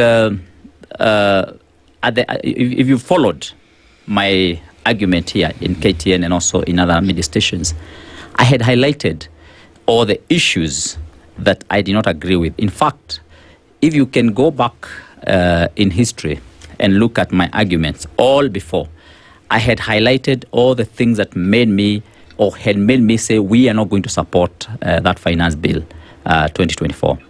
I had, for example, highlighted 6 items. In fact, some of the issues that the young people raised and did not agree with came from my arguments on media. And all along these issues that we highlighted, the president was adamant to listen to us, especially those who were against a number of issues that were not supposed to be passed in the finance bill. It's only last minute some of the conditions that we had given, like myself, that the president onboarded. You remember that meeting that he called us in State House? It's only the last minute that he onboarded the thinking that we need to reject or to remove quite a number of things that were troublesome to Kenyans. And by the time the finance bill was going to be voted in, he had now ceded ground on those issues. But of course, by that time, Kenyans did not care much. For the Kenyans, by that time, they had said, enough is enough, just reject, we don't want it. But again, I was much more on the issues that we had pushed. And I was clear, by the way, all along, if you follow my interviews, I was not a proponent, per se, of the finance bill. I was clear that 1, 2, 3, in fact, I had raised 6 issues that were making finance bill unpopular to Kenyans. Now, those things were done away with last minute. But again, that was too late when the president did away with those issues. That was too late. It wasn't going to work anymore. So, but after that, I remember that evening in a group that is a government group, I raised there and said, well, I think, President, we have lost the plot. And the only thing you need to do actually is to reject is not to sign the finance bill. I remember most of the people were against that evening. Personally, I never went to State House the following morning. You can check all the videos, all the photos. I never went to State House. And for me, that was my turnaround. And at that point in time, I parted ways in my heart and in my mind with William Ruto, never to reconnect again. By the time the issue of Gachagua was coming, I was never anywhere within the William Ruto issues. And that's why I also did not struggle, even with the Gachagua issues. And not only Gachagua issues, even after that. For example, like the following morning after the finance bill was passed, the issue that was going to be voted in was about giving authority to the military to come to the streets. I did not participate in that. I refused because you cannot, again, release military to Kenyans. So all along, I could see things were not working well. But remember, I was a member of a team, and we thought the team meant good. But clearly, you can tell William Ruto did not mean any good to Kenyans. I actually have a question. At what point did you realize that you can't trust Ruto? Anything he does or says, at what point? Actually, I think my turnaround time actually was that time when we had the Gen Z issue explosion. I think at that time I did a lot of self-evaluation. I did a lot of self-reflection. And I realized that, in fact, I remember asking myself questions about why are we even in leadership, if not to represent the people who have sent us to parliament. And that at that point now, I decided I'm not going to be, following the government directives anymore, because being a first-time MP, I thought really we had a government that cared and that was going to be helping Kenyans. But it was clear from that time that this government did not care much. And of course, I have come to suffer seriously after that, because when now I refused to support government agenda and I said I'm not going to be part of this, government came very hard on me, and they pushed me out of all the committees that I served. I have gone through trouble with goons that I have said here. I have had to take my car to major overhaul in garages, like 3 times now, after having been stoned by the goons escorted by policemen. I have had to dodge the Subarus severally in interesting circumstances. So, were they after you? Yeah, of course they have. Why are they after you? Because now I am not supporting the government agenda, and I'm against the government policies. I speak openly, loudly, courageously, boldly against the oppressive government agenda. And I think everyone has an opportunity if you see where the problem is. And all of us, at one point or another, we are able to pick up our steps and of course, see the right thing. And surely you can't castigate me for having seen the light. No, it's interesting because it's interesting the chronology of events, because when you voted yes for the finance bill, up until that point, there was a lot of there were a lot of leadership concerns, governance concerns that Kenyans had raised. The finance bill was just that tipping point, but conversations were already going on. Na kama nyinyi ni watu wa kusikiza ground, the ground was shifting into a different space where they're saying, look, the economy is not doing so well. We're being heavily taxed and a lot of other issues. But at this point, when the president then says, look, okay, the issues that you had raised, I'm willing to concede this, let's fix this, you still ended up trusting his word and you still voted yes. Until now, the protests that was sparked outside then made you and your other colleagues realize, wait, I think we are actually on the wrong side. People really don't want this. So, but how many people realize that? Not many people. Now I'm asking you directly because you're here. Yeah. At that point, when you're voting yes, this and you are hearing from the president that okay, this is how much I'm willing to concede. You still trusted the president that he was going to keep his word, and you still ended up voting yes. Well, at this point in time, it's not about trust, but the issue of it was removed from the finance bill itself. Because now what came to the floor of the National Assembly really was now the new version. The things that were Kenyans had agitated about. And I again repeat, the issues that Kenyans were agitating about are issues that we were actually enlightening them.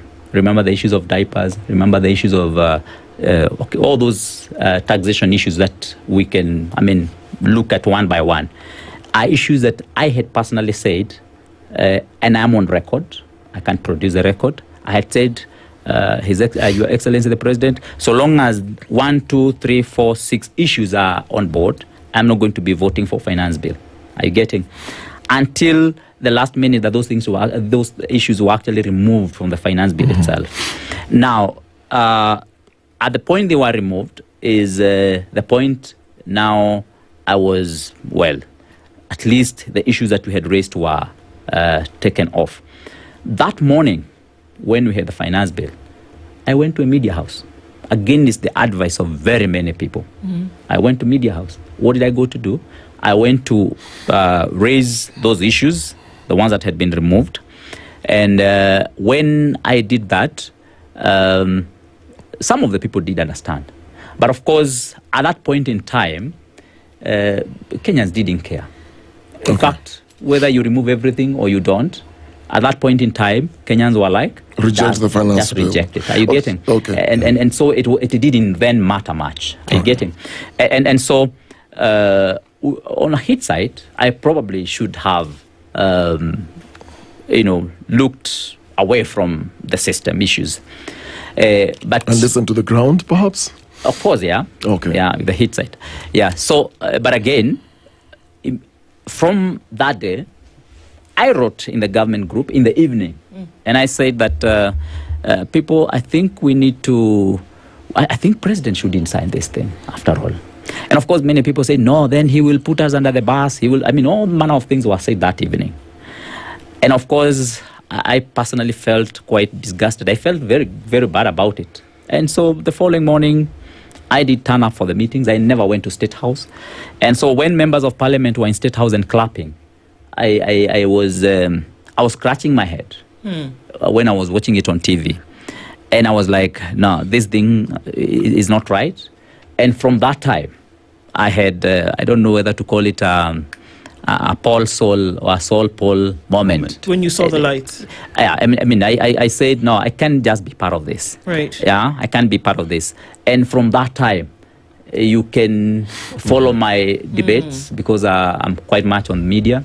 You can follow my, decisions or rather my voting pattern, even in Parliament, right from that time. No, not even the Gachagua time, but the Gachagua time when it was being removed.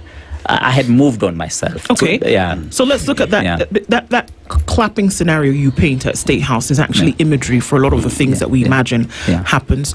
That unfortunately, Kenyans spend a day out voting, or they listen to leaders, would-be leaders, and then they make a decision about how they'll put them in office in one way or another. But then it turns out to be clapping to the executive for the 5 years that they may or may not be there.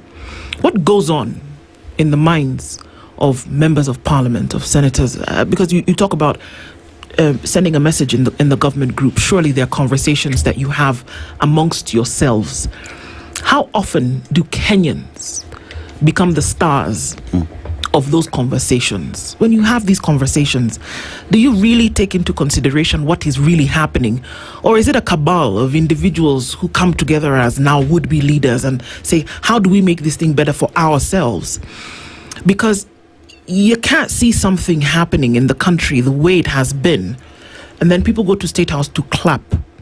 Clap what? We usually clap. We give applause in appreciation for something that is that has gone well. And in the middle of the country burning, people are clapping to the executive as they do in Parliament. Yeah, actually, what conversations do you actually have, bearing in mind that Kenyans again are the ones who are swinging on this pendulum? Yeah, it's unfortunate. The clapping did not only happen in State House on the 25th of June, it also happened again in Parliament when the President came and said that he had withdrawn the Adani deal. Again, I want to send you back to my stand on the Adani deal. I rejected it openly in Parliament, publicly, and in every space available.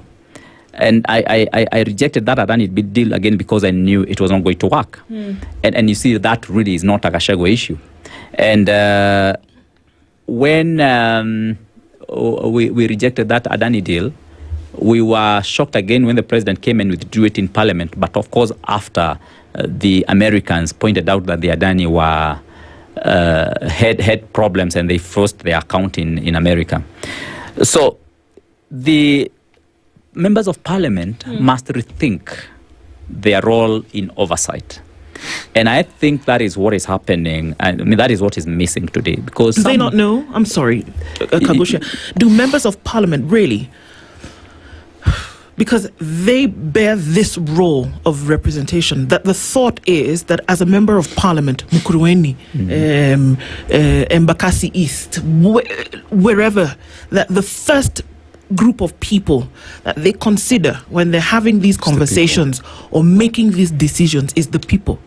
What you're telling me now is that they need to rethink it. It's like me who comes here in the morning and I'm sitting behind this microphone. What else am I supposed to do but share news and information and education and entertainment from this microphone? So what do people go there to do if they must be reminded, Kagusha, about their representative role? You see, what happens to a lot of these members of Parliament is that they buy the lie that for you to have development in your constituency, then you must support the executive. And by doing so, you might end up doing more harm to the same people you represent when you are seeking for development for them, quote unquote. When I say development, again, I mean quote unquote. Yeah. Because sometimes that development is always elusive. Most of these members of Parliament, as we talk today, are crying because of stalled projects in their constituencies. Most of these members of Parliament today are crying because they cannot do even a quarter of what they promised their people. They would do. Yet they are clapping for government, hoping that before the election time, the government or the executive will have helped them to fulfill those promises. Only to realize later, and rather belatedly, that you clapped for the executive, for William Ruto, and he has nothing to do with you. Is it scary? Again, let's have an open conversation. Is it? Is it scary to then be able to stand up to this would-be image of the president, the executive, and he may say, do this? And maybe it's scary because I think about when my mother would say something when we were children, and how dare you even stand to authority? You can't open your mouth to say anything. So is it the same kind of picture when the president says, Kagusha and team, do something, and you're thinking, oh my God, we will die? Of course, some members of Parliament are very scared of William Ruto. That is for a fact. He controls too much. I mean, can you imagine? I was in 3 committees, and just when I said no to William Ruto, in a day like this, you didn't know you would wake up tomorrow. And I had no committee. Because like now the committee which I stand or which I sit in today is, we call it a standing order committee, rules and procedures committee, which only sits when people are busy campaigning at the end of term to review the standing orders. And when you imagine that that is going to happen to you, many members cannot stand that, because of course it also comes up. It comes with reduced packs. Comes with reduced influence, so to say, at that level. But the way I look at it myself is that if you remain focused on representation, oversight, and standing for what is right, then you are likely to gain more courage, boldness, and even power and influence in the long run, rather than just looking at the short-term gains for a member of parliament. And so, yes, it can be very scary for members of parliament to face William Ruto. That is for a fact. And some of them speak in low tones in parliament that they actually are not very sold out to the two-term movement. But these are elected leaders. They're not nominated by the president. Why are they scared of him? There's something that I will also say that happened. William Ruto did spend so much money to campaign, and also spent money on some of those people. And so some of them are quite beholden. That's number one. The other issue is that some of them also have a lot of strings tied with the executive for whatever reasons. Some of them personal, others otherwise. But you see, Kagusha, that as it may, you look at the house that is parliament and the way you speak, and one would argue that members of parliament do not understand the power that they wield. One would argue that even the legislature is powerful than even the executive, because it is parliament that approves budgets that goes into to funding all these offices. All these things come back to the house where you sit. Decisions are made in that house, and even when the president wants to pass laws, it has to go through the National Assembly. So when members of National Assembly say that we are afraid when he speaks, we go left or yes, speaks to a group of individuals who do not understand their purpose in that house. And that takes me back to during the campaign period when former President Uhuru Kenyatta had the fuel subsidy. Campaign time, you said it was all about taxes, the reason why fuel was high. But the moment members of parliament go to power, the first thing they changed is to increase the fuel taxes from 8% to 16%. It is all about a group of politicians who do not listen to the people and do as they are told by a person who's considered to be junior to them. Yeah, indeed.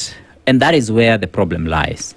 That President Ruto might have wielded too much of his power and the power of the past, which ordinarily should actually be held much more by the National Assembly than him. But now, because he has approached these members individually, you find that most of them now are totally sold out to him. And that has made Parliament a very difficult place to work in these days. I'll give you, for example, the sale of KPC and the nod by Parliament. I mean, the leadership in Parliament introduces what we call a supplementary paper, ad hoc. I mean, in a very cavalier manner. At the when the session is going on, a supplementary order paper is introduced. Yeah, and their timing when most of the people are not in session. Yeah, they finally look at the time when now the quorum is going down. They mobilize themselves, a few people, leaders here, chairman and vice chairman of committees, they come. And then,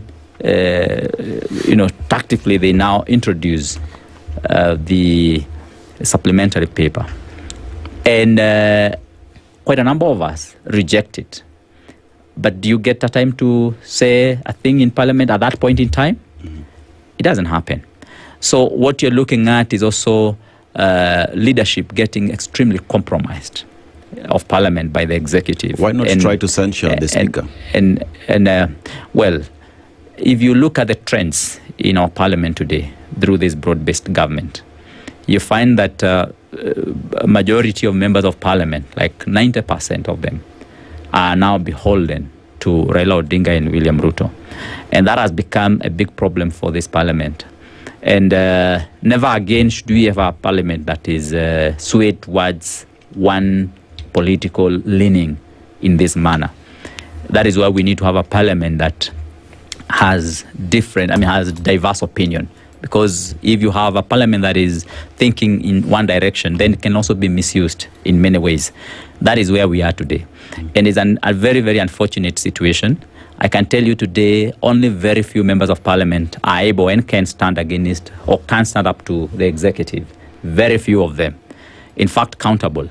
And that has made operations of oversight extremely difficult. And you can understand when now Kenyans have taken it upon themselves to use different means and ways to check the executive and the government in its own way. And Kenyans have actually also rose to check the members of parliament themselves. You realize that today as we talk, not many members of parliament can actually go to their constituencies and do business without having to pay. But Kambosha, you know why that is happening? Yeah. Because members of parliament have failed to do what it is they're supposed to do. That is what I'm saying. You know, so Kenyans are saying, if you guys can't do it, we will do it on our own. That goes to show of a parliament and a system that is dead. It is very difficult for any member of parliament to come back and say, please listen to me because I am the savior. Because as much as Kenyans are concerned, Kenyans are saying one word. Kufa dereva, kufa makanga, fagia wote waende. But again, those are like 7 words. But again, you have also to give it to the members who have also stood out. Mm. I mean, you have to also be fair to those who are ready and willing to stick out their heads, because it's not all the members of parliament that have flowed with that river. And I think that's the problem, isn't it? That we're looking for this applause. Again, remember the clapping imagery? That we're looking for this applause over something that is a job. You're supposed to do it anyway. I mean, it feels good when somebody does clap for you, but this is what you've asked Kenyans to give you the opportunity to Nobody's do. asking for applause. You know, We're just but saying, they say, recognize that the members of parliament are fighting the fight. This is what you were supposed to do. No, what we are saying is this. In a situation where 90% are not doing what they're supposed to do, and it's clear, and you have a few who seems to be standing their ground and to be moving the wheel ahead, do you castigate all of them? Remember, when God said that he was going to finish Sodom and Gomorrah, he was asked, won't you save this city? And God said what? If only, no. If only there's one righteous man. Are you getting? Mm-hmm. And if you were to look at even in the Bible, those people who were righteous were saved. They were not finished together with those who were. You remember even the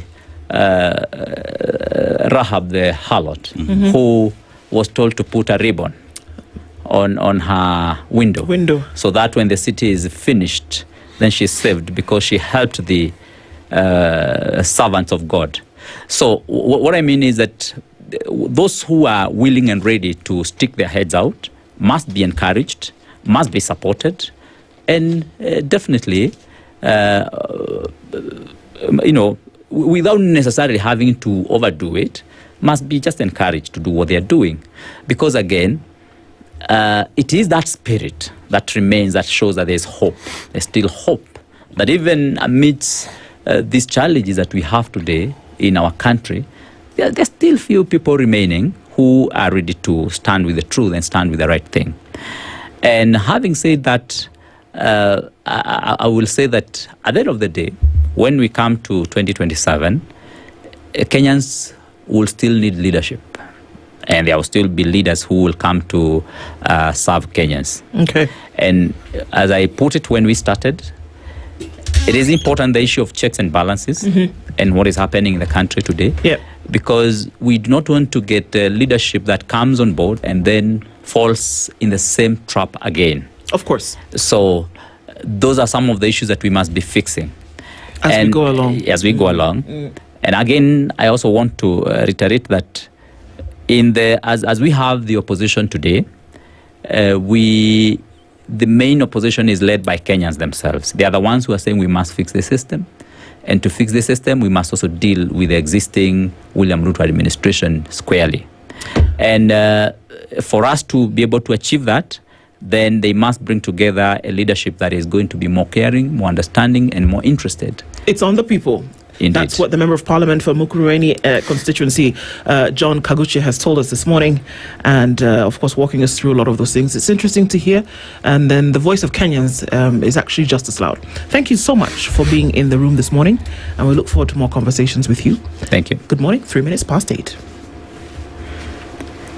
The world, 94.4 Spice FM.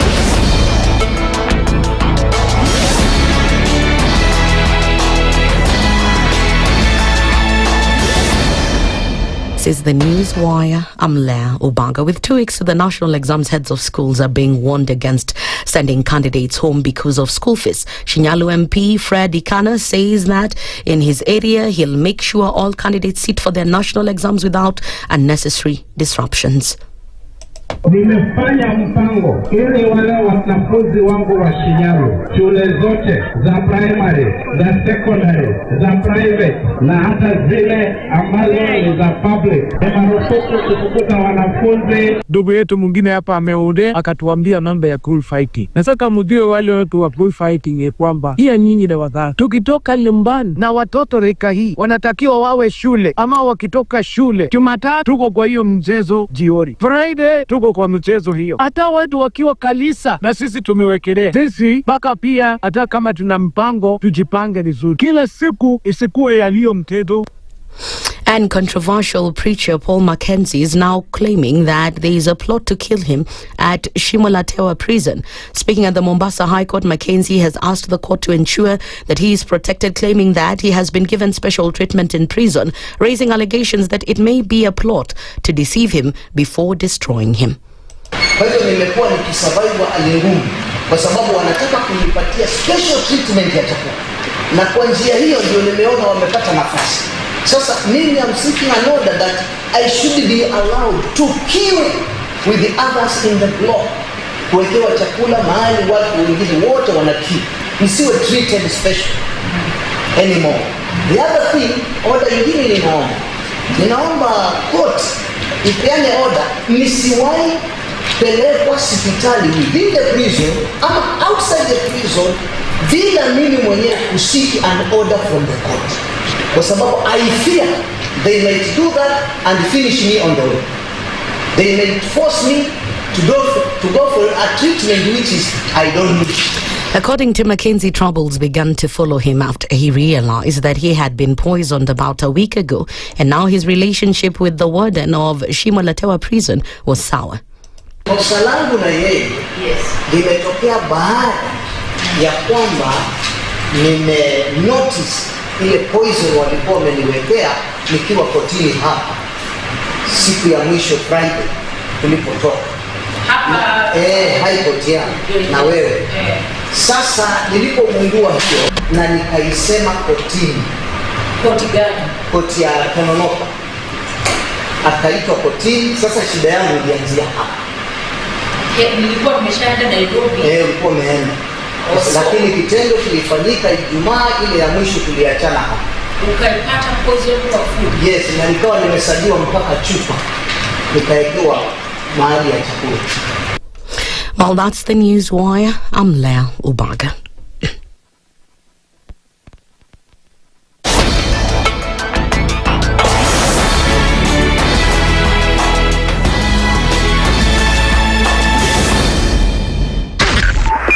.5 Spice FM, Kisumu.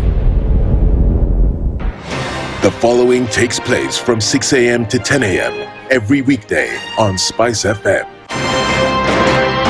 He is himself actually has admitted that he bribed members of parliament, so... he admitted that he bribed members of parliament? Well, when he said... The government. Yeah, when he said that he gave the 10 million was for what? We're always quick to point faults in somebody else before you look at your own faults as a person. If it was Kanu's day, hii amuka naye leo ungekuwa umeenda bali sana hii. So and we must celebrate you. There are 600 million people now globally estimated to be living with diabetes in the world. So it is a major health problem. It's the largest single disease rising pandemic that we're dealing with right now. The Situation Room, Kenya's biggest conversation. The following takes place from 6 a.m. to 10 a.m. every weekday on SpiceFM. We look at the utterances of leaders who are aligned to broad-based, who were initially in ODM. We thought they stand for something. Now they've been exposed. Because we are a third world country, we are poor. And not because we don't have resources, but we have been robbed senseless. Look at the wasteful expenditure. Look at how large government lives. And we've said this is something that can be controlled. It happens in many other countries. Internally, we used to stand and tell him, boss, hii kitu ni mbaya. And you'd say, now he doesn't let me tell you, you saw the other parliamentary group meeting, people went there, sat, listened, looked at him, there was no plenary, left. The Situation Room, Kenya's biggest conversation. The following takes place from 6 a.m. to 10 a.m. every weekday on SpiceFM. Presidency is fairly interesting in the sense that it will actually take us to a new consciousness. Swali zile watu hawaulizi, na swali muuliza na shangala, ni aje kwani huku kunaendaje? 30 billion shillings annually on travel alone in public service. A Kenyan can even demonstrate every single day of his life that Ruto must go. That is the only message of his demonstration. That is his right. That bribe blinds the eyes of the wise and subverts the cause of those who are in the right. This is the Situation Room, the only way to start your day. The following takes place from 6 a.m. to 10 a.m. every weekday on SpiceFM. SRC's mandate is constitutional. It's not an advice. It's actually something you must do. Must do. Like now you abandon, of course, the narrative of wheelbarrow, Mutomjengo, Mamamboga, and all those, that rosy narrative. Your expenditure is 3.3 trillion, and you're collecting only 2.5. Out of that 2.5, you're spending 1.8 trillion service loans and so forth. That the CDF kit, it's in itself a symptom of corruption. This is the Situation Room, the only way to start your day. Mature, intelligent talk every morning. Spice up yourself.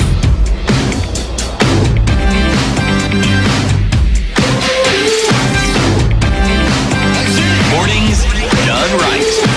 94.4 Spice FM, Nairobi. Coming in at 10 minutes after 8 o'clock, and this is Kenya's biggest conversation. This is the Situation Room, and as we continue on this Tuesday morning, all right, so we're getting into matters education. Many things have been said, things have happened back and forth, and we're getting into one that's necessary for us to have this morning. And our guest is already here, joining us as the Secretary General of the Kenya Union of Post-Primary Education Teachers, KUPPET, is Akeloh Misori, and he joins us this morning. Good morning, SG. Good morning. How are you doing? I'm doing fine. Karibu sana. Thank you. That smile, we saw it at State House, but before we continue,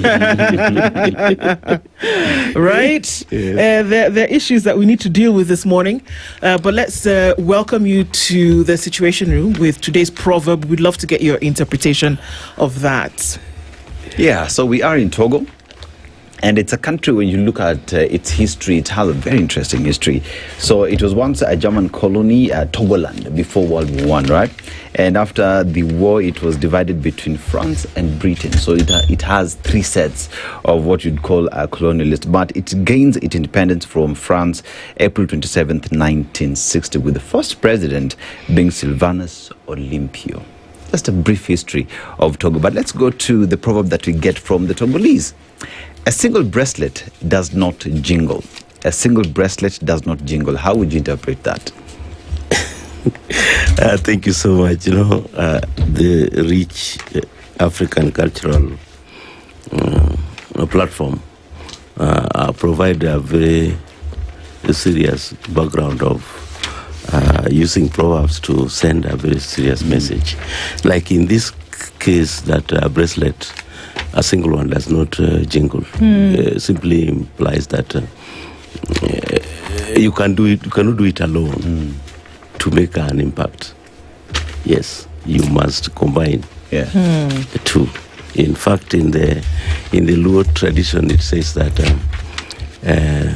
It is a derogatory, but I will say it later. The one which resembles the Togolese. All right, yeah. I actually thought you were going to say solidarity. I know. Yes. Yeah. Of course. I mean, yes, coming together is the way in which you're going to make things happen, essentially. Yeah. So there have been many conversations. And even as we get into, we want to get an understanding of what's going on from a union perspective, outside of the union, teachers' perspective, and then other stakeholders in this education ecosystem, students, parents, schools, whether it's in public schools or private schools. I mean, across bodies, to get an understanding of this. Yesterday, a story did come out that JSS teachers, flanked by yourself, are asking for autonomy when it comes to not just leadership, but then also the sector itself, right? There are many things happening, and you're saying, you know what, give us an opportunity to talk with the Teacher Service Commission over junior secondary teachers.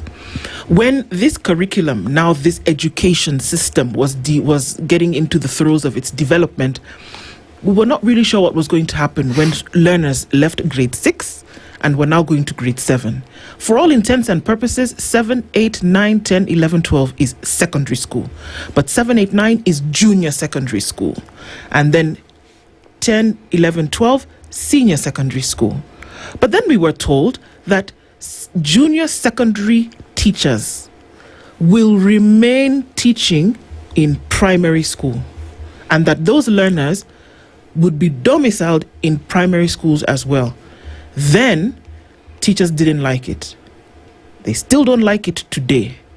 The ministry has come out and said, you know what, for now, they're going to remain domiciled in primary schools. Kupet, JSS teachers still don't like it. Why? What's happening? Thank you so much for over this. There is a lot of noise, and there was a lot of noise at transition, especially when we were transiting from grade 6 to grade 7.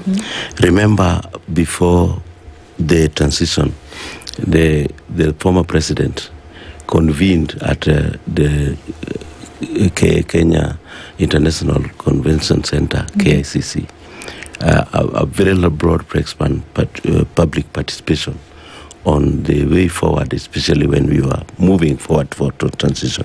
And he pronounced himself on this, that the junior school will be domiciled in high schools. That was the first pronouncement on this matter. And there were varied mixed feelings about that. But what followed was the cabinet secretary then, the late Professor Magoha, God rest his soul in peace, did source for funding to construct nearly 11,000 classrooms in the senior school. 11,000 classrooms. High school teachers who are expected to receive the same number of students in grade 7 were also retooled. Perspectives of the new curriculum was presented to them, and they were retooled in readiness to receive the junior school. And then at transition, there was the national elections, and politicians campaigned, and there was a lot of noise. Our children are young, they should not go there.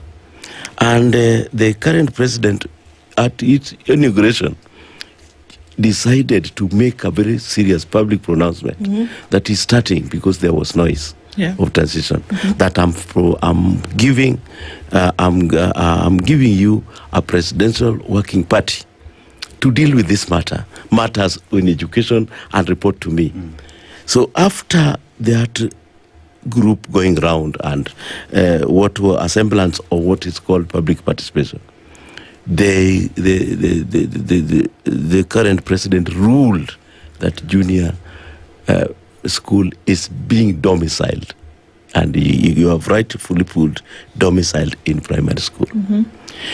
significantly, there were problems because the primary school teachers were not yet retooled for this stage of curriculum. But hurriedly, the Teacher Service Commission employed 46,000 junior school teachers. And the employment, which was very haphazard, because it was not rationalized on any principle of that the junior school was going to have 14 learning areas. And therefore, these learning areas required staffing which is appropriate. That is where the problem started. And these learning areas, what we previously were calling subjects? They were subjects. Okay. So these learning areas were 14, and they were mixed. They were supposed to provide foundational level of choosing pathways in senior school. Okay. And therefore, a very robust arrangement ought to have been made to guarantee that smooth transition. It never occurred because schools which were having approximately maybe 200 grade 7 received about 4 teachers. And some of these schools received just teachers with a single specialty. For example, you realize that all of them could have been teaching arts subject and languages. There was a real gap that the learning areas were not addressed. Right. These teachers who are posted now were also not trained to handle learning areas. So they were not retooled at the initial stage. In order for us to get the chronology of this, because what you're saying is fundamental to the issues that we are seeing today. That is where I'm coming to. How is it that somebody allowed teachers who were not tooled, who were really going to teach in subjects that they are not trained for, because this was happening? Yes. And then we expect that these children then have the foundation. The ones who are in grade 9 in term 2 just selected pathways for January 2026. So we can truly say that selection of pathways, the foundation for those pathways, unfortunately is shaky at best. It is going to be shaky and very chaotic because the schools, the learners are expected to sit for a grade 9 assessment. In 2 weeks, yes. In 2 weeks. Now, once they do that, the Ministry of Education will use the same to make a selection on who joins which pathway. Oh, my God. So that is where the problem is. So the other issue which came into play was structural and governance issues. The perception of the teacher posted to go and teach in this kind of environment now called comprehensive school was now skewed because in the letter they are saying they are appointed as post-primary teachers, but they are in the primary school. Psychologically, even the learners themselves who had been there for the last 6 years found knowing very well that they were transiting to junior school, found themselves in the same environment with the same head teacher. What changed to them was basically uniform, which I also don't understand. How in the same school you are having a preschool with a different uniform, grade 1 to 6 with a different set of uniform, and grade 7 and 8 and 9 with a different set of uniform.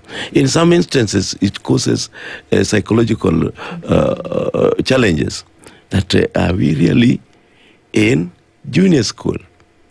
So structurally, even doing co-curricular activities became a real issue because the junior school are doing separate sports. But as they do separate sports, the complaints we have heard from the same teachers is that the managers of the sports come from the primary section.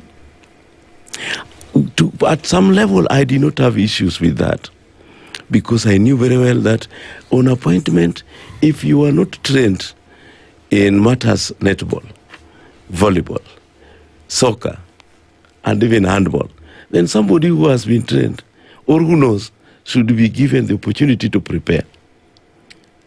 So they are in junior school, but the people who are handling some of the activities are from the primary section. And another issue which came up is that the junior school allocation capitation is superior to the primary school capitation.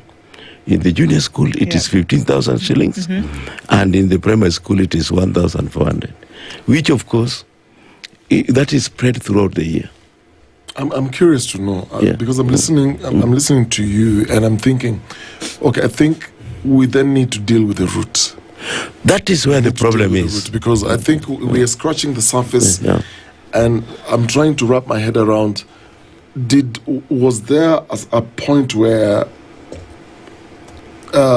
these challenges were foreseen under the current CBC structure? Did anybody sit down to foresee, okay, if we are going to introduce this is what we are likely to see? Short term, mid term, long term?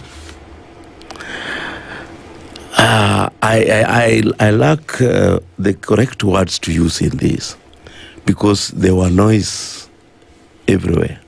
I remember we were part and parcel of the engagement prior to the beginning of the whole process of junior school, not junior school, but the entire implementation of CBC, which is now christened as CBE. I see that point. When we had reached the point where discussions were now ripe, we were foreseeing now we must now change to the new system. There was the issue of discussing how will this look like. We were left on the table by the then cabinet secretary. He says, let me go to the house in the hill. So when he went to the house in the hill, he came with a very elaborate program of implementation. Even just hang on there. So allow me to explain this first. Even what we call piloting of a new curriculum, I don't think it was done correctly. It was a facade. Before the feedback was got, the implementation came that we now must pilot the entire education system from grade 1 to grade 3. It is now not going to be in the selected 470 schools which were there initially. We are now going to do it throughout. Across the country. Across the country. So in practice, when you are changing in a curriculum like this, then one set doing pilot will just go with their parallel arrangement. The other set will just go as it were. And then at a point of assessment, you allow that set to join this other set to move forward. Then you get a feedback of how you are going to proceed. So that one was not done in our current state, because the then cabinet secretary said the train has left the station. We agreed with him, yes, it has left the station, but now bring the nurses and the doctors if people are coughing in the train. So that is what was supposed to be done. But my issue is because we're dealing with the root here. So you are the stakeholders. So you're having these meetings with the former CS. Now, he leaves the meeting and says, okay, let me go to the house on the hill. And then he comes back with everything in order and says, okay, this is the direction. This is what we will need to do. I'm confused. Sometimes you must understand certain things. That a curriculum or education system of a country is both a country issue, but it is also a political issue. You need a goodwill from government to have things done. Because if, for example, how would he get even money to construct 11,000 classrooms? How would he affect the national budget by employing 46,000 teachers is not a walk in the park. It is a real economic burden to the economy. I would call it a burden, because if you are not ready to inject employing 46,000 but you are doing so because you are now having a transition, which also comes with its own cost. You must be prepared. You must prioritize. You must engage appropriately. That level of engagement lacked in our situation. So that is where the problem is. And then now politics came into play. That yes, you want now to use people's feelings, not expert feeling, to deal with an expert issue, like education implementation. So according to the executive, they felt that when you employ, like now, we are enjoying a situation where we have employed about 76,000 teachers who are now permanent and pensionable, and we expect another 24,000 teachers by the end of the year. That is so good.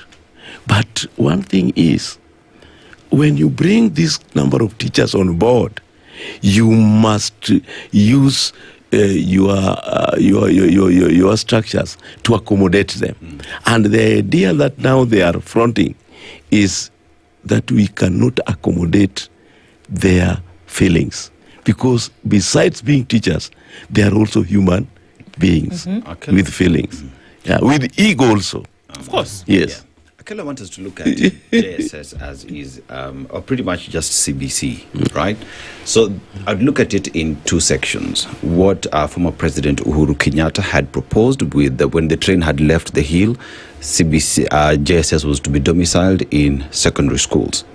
And then politics gets in, new government comes into place, and now JSS has to be domiciled in primary school after the Presidential Working Party goes across the country and comes up with its report. Based off the two sets, you look at what the teachers are calling now in terms of autonomy. One of the issues is the leadership and who is supervising them, pretty much their boss. And they say a P1 teacher, a head teacher in primary school cannot oversee us because of our level of training, you know. And if you look at what former president had proposed, was that the correct thing as compared to what we see right now? Psychologically, it could have been said to be the correct one. But let me just tell you one thing. I am a product of a situation where I was employed first as an untrained teacher and was posted to a primary school. And then because of lack of teachers in secondary schools, then I was seconded to a secondary school. And in that secondary school was started by a primary school head teacher. And two schools were being run in the same compound throughout, and the head teacher was a primary school teacher. I did not see any problem with that. What we have here as a problem is that lack of debriefing the person who is being sent to an environment. There is the issue of ego, which must be dealt with as an issue of ego. But there are also issues of governance, which can be addressed with capacity that is required at that level. To me, from my level, I don't see the reporting line to be a wrong one, because it has never worked. We have issues like, even when they're talking about autonomy and so on, it can also work, but it works with who? Somebody who has just entered the field. It must be a discussion which is based on sound principles, that we are going to have this set of this structure of our education system in primary school, just like it happens at Kenyatta University. You know, Kenyatta University has even a high school as a primary school, and they are in the same compound, but they are semi-autonomous in the sense that the security around that place oversees what happens in all the institutional things. But when it comes to management of Kenyatta Primary School, which is being run by the county government of Nairobi, it is not being run by the Vice Chancellor. Okay. Are you seeing that thing? Even in our current situation, we have the early childhood centers. These early childhood centers are also in the primary schools currently. In the past, they needed not to be in the primary schools. They were in churches, and other organizations were also running independent one. But currently, they are in our current schools. The person who is assuring the quality of the ECD center is not the is not the sub-county director of education, but it is somebody from the county who is coming from the county office. We have got CS in charge of education at the county level. So it works in that circumstance. Even in this, it can work very reasonably. That you have a set, because you have indicated here that we have got 2, which is ECD center. We have 6 with grade 1 to 6, and then we have 3 grade 7 to 9. And then we have 3 grade 10 to 12 and university, which is also 3. So these things can work. But when sound principles are developed and policies are adhered to, that this is how we are going to operate. But when when there is a noise like what we have, then it means that there is very little happening. With the haphazard staffing gaps in that subsector in the same comprehensive school, we have problems. Does the ministry understand this? Because because there has been chatter about it for a while, but the recent directive from the ministry that this should be the case, do they take into consideration, or is there an across-board comprehension of these issues that you mention when they say absolutely domicile JSS in primary schools? Is there an understanding of these issues that you raise at the ministry level? The ministry is looking at anybody who is providing new ideas to this structural challenge as an affront. That this is an affront to the policy which is developed.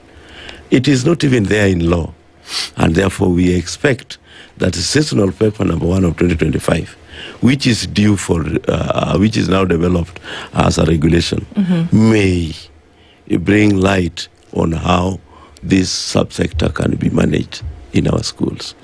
But currently, whatever I've seen, the feeling from the body language of those at the ministry, they are very conservative in their thoughts, and they are not asking for new ideas. Because all the correspondence we have directed towards that have not been responded to. But do I hear you saying that you don't have a problem per se being domiciled as JSS? You don't have a problem really with this JSS being domiciled at primary schools. Basically, you don't have an issue. The issue which I have with that arrangement is that environment is adjacent to the next secondary school. I get you. Okay. Where there is a laboratory which is already constructed. There can only be an addition of others. Where there is also an extra class which was constructed. But you realize that the ministry has also undertaken another project to build other classes. In fact, all schools benefited from new classrooms to accommodate grade 9. So you can see. I would wish that I ask the SPICE to visit just one school around this Nairobi. If there are challenges, I can provide logistical support. You go to Nairobi School, where we have about 15 streams in Form 2. These 15 streams in Form 2 left 15 classrooms empty in Form 1, and they are now currently empty. They have got laboratories which were constructed in readiness to receive the junior school. So you can see. And that's one school. That's one school. Yeah. And similar arrangement is at Alliance. Similar arrangements is at Agoro Sare in Homa Bay. Similar arrangement is at Kisii School. Similar arrangement is at Kisumu Boys. In around Kisumu Boys there are schools, Area Primary School, Aga Khan Primary School, and so on, which can benefit directly from Kisumu Girls, Kisumu Boys, and Kisumu Day around that place. So we have issues which can be canvassed. In the past, when I was young, when I was going to school, our ward had only one secondary school. Currently, the same ward has more than 15 secondary schools, including the school next to my home, which was a private school for a long time. is having a secondary school. In fact, that school next to my home has more classrooms which are not being utilized. Yet they also have very few students. And we're asking that the 3 classes of junior school who need these facilities, which are in high schools, we're asking that they remain in primary school. That is why the junior school teachers are not seeing the reason why they cannot be autonomous. Yeah, because they could as well have worked and gotten very good mentorship. Oh yeah, mentorship in the high school, but where their psyche was prepared for, because they were trained with specialities, not with learning areas in mind, but they were trained either to teach geography and history, not learning areas, and that retooling process has been very sluggish. But all these things are happening within the same space, correct? Yes. So then, if JSS teachers are then separated, who will manage these resources? Who will manage the labs that you're talking about, the classrooms? Who takes control? I've already indicated here that this structural issue needs to be rationalized.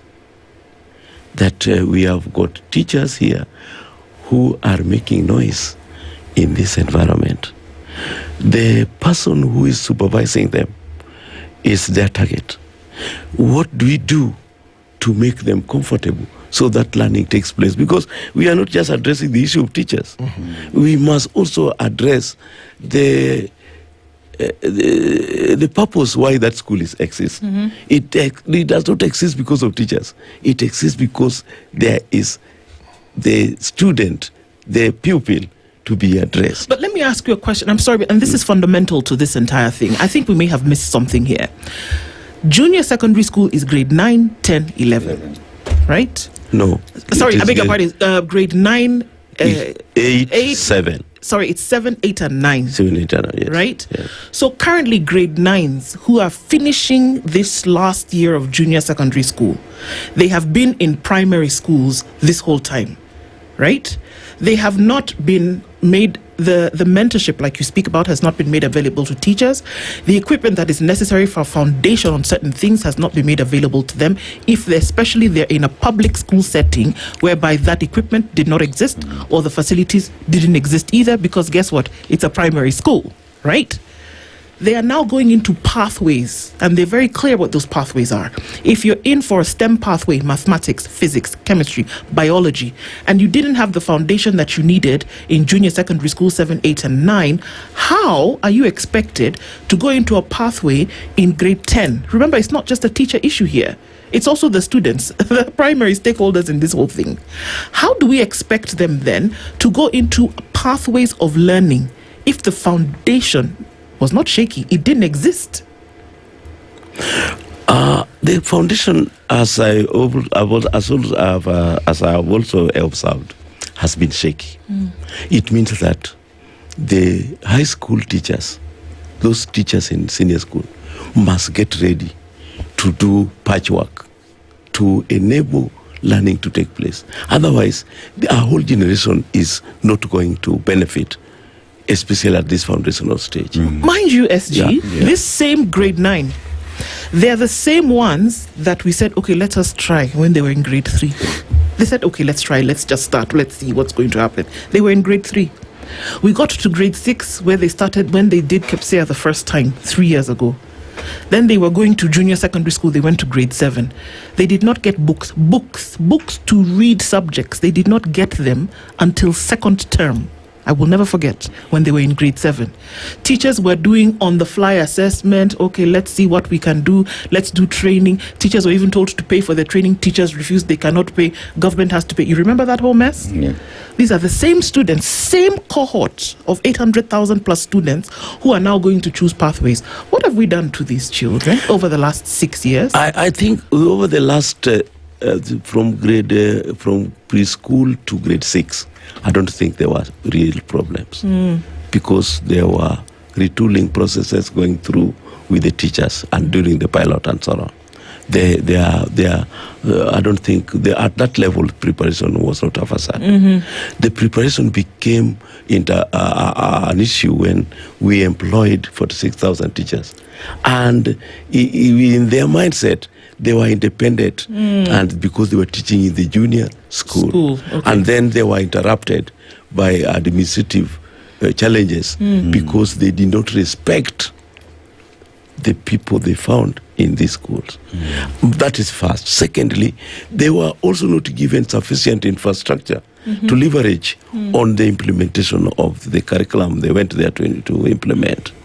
And third, they were also not prepared for this because they came with the mindset that we have people who are trained with our own specialties.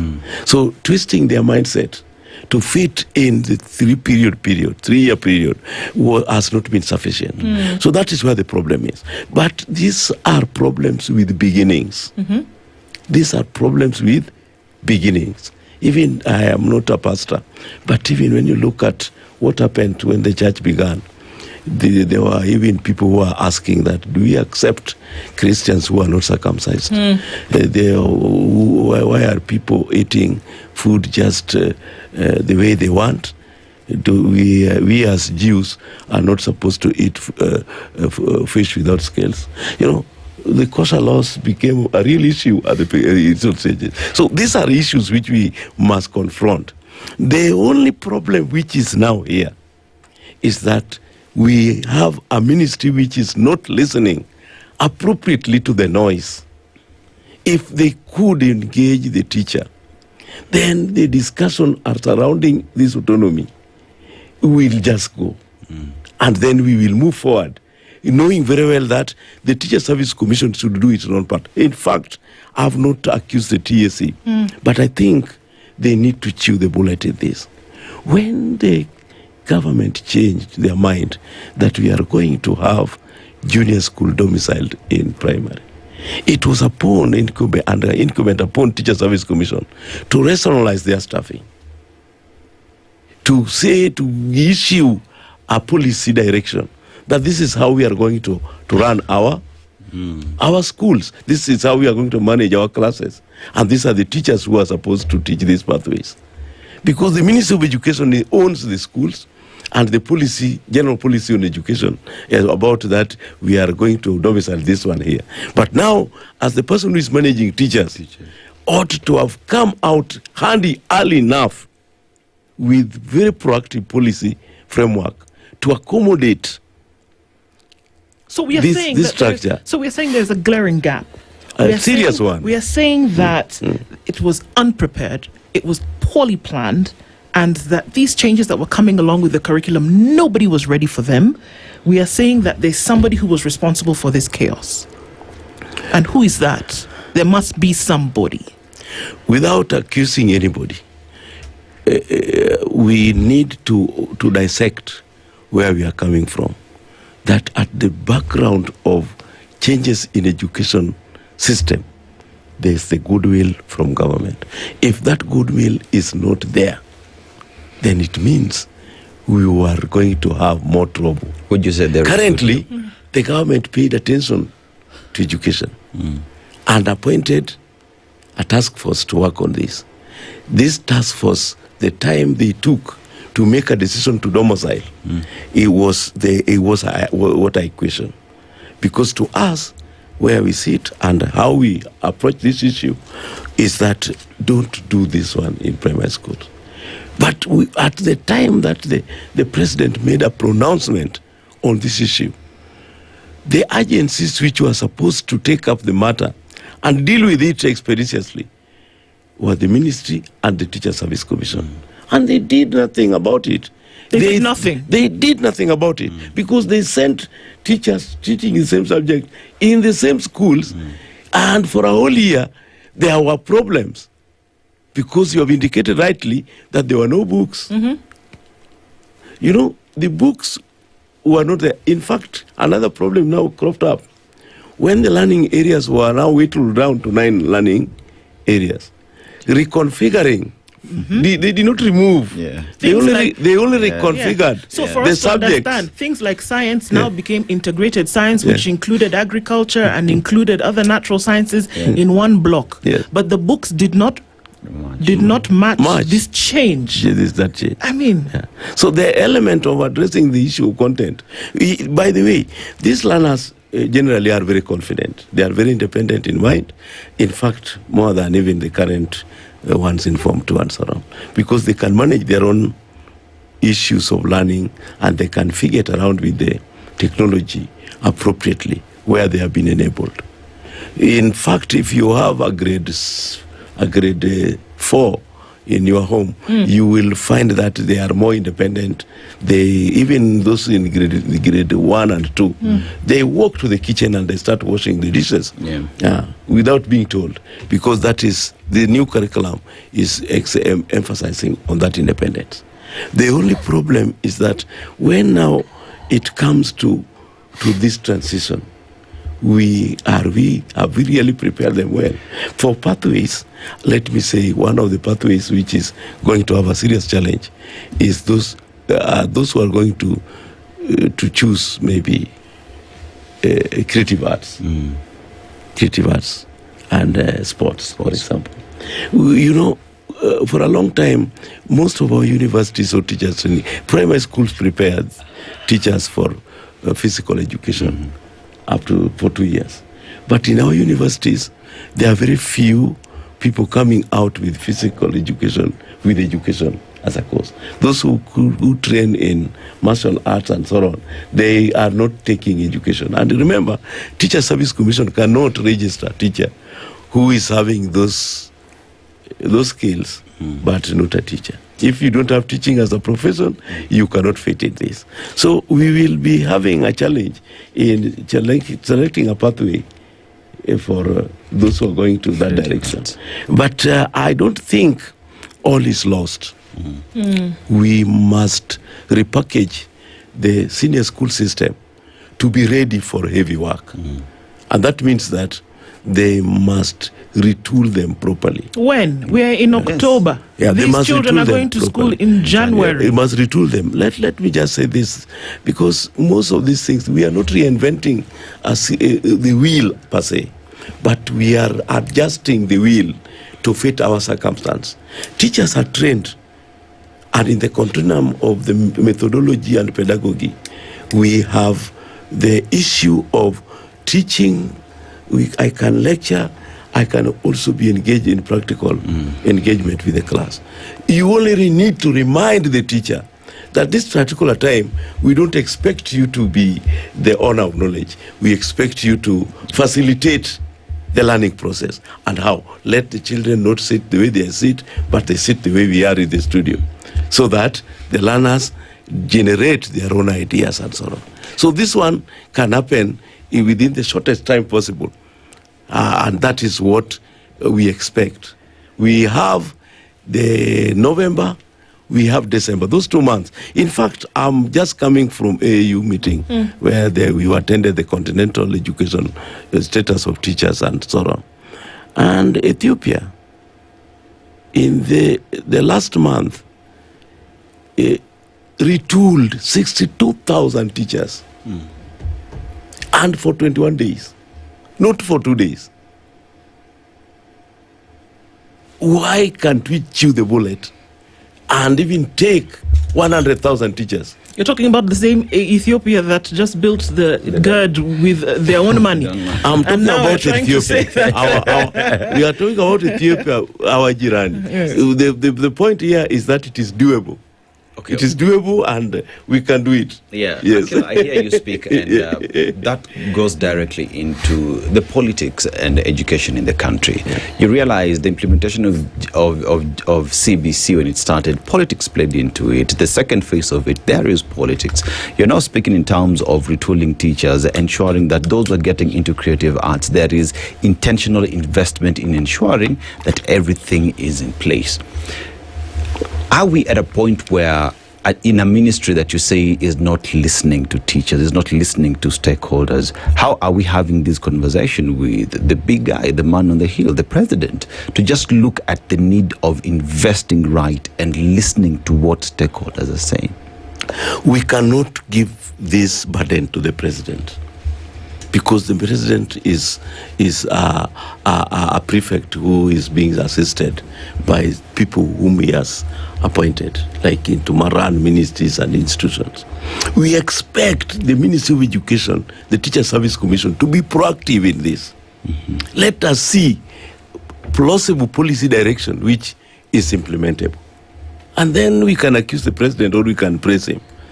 But in this, I don't think we should look at the president when he had already given a direction and appointed a working party. If the working party report is not working appropriately, we expect that this noise should awaken the minister, the Teacher Service Commission, to see that they need to sit around and engage appropriately. In fact, failure to engage the teachers over this matter will not make things work. Did you have this conversation with the president when you're in State House about the We have told him. And we have told him. Even in WhatsApp, he sees, he reads. Yeah. His response? And he's seeing how these students, how these teachers are dancing on the street. Yeah, he is somebody who is well briefed on this matter. And he sees with all the opportunity to give positive direction. That one I don't have any doubt. Yeah, because the president... Did you say to give positive direction? Yes. In terms of how this thing should be moving now, or positive direction in which the president should be well versed to give positive direction? Yes. In what manner? You know, he has got the technicians, the experts in this direction, and who should be engaged appropriately. Those who should engage us. We should not engage the president directly. Have they engaged you? That is what I'm saying. The level of engagement is very limited, especially on a serious matter like this. In fact, that is what we talked on World Teachers' Day on Sunday. Yeah, we reminded them as a union that we need to address this issue, and we have already written to Teacher Service Commission, by the way. We wrote to the Teacher Service Commission demanding a meeting in 7 days, because we don't want further confusion to be witnessed when we go to open schools early in the year next year. You know, I'm curious. I'm listening to you, and the conversing between, what the head of state is saying. It gives a direction that this is what needs to be done. The line ministries don't really line up. So you have TSC not acting, you have the ministry not acting. In your very honest opinion, do you think there is a will here? Because earlier you said for any of this to work, then you need goodwill from government. But so far we're about to end the year. Do you honestly believe there is goodwill for this to work?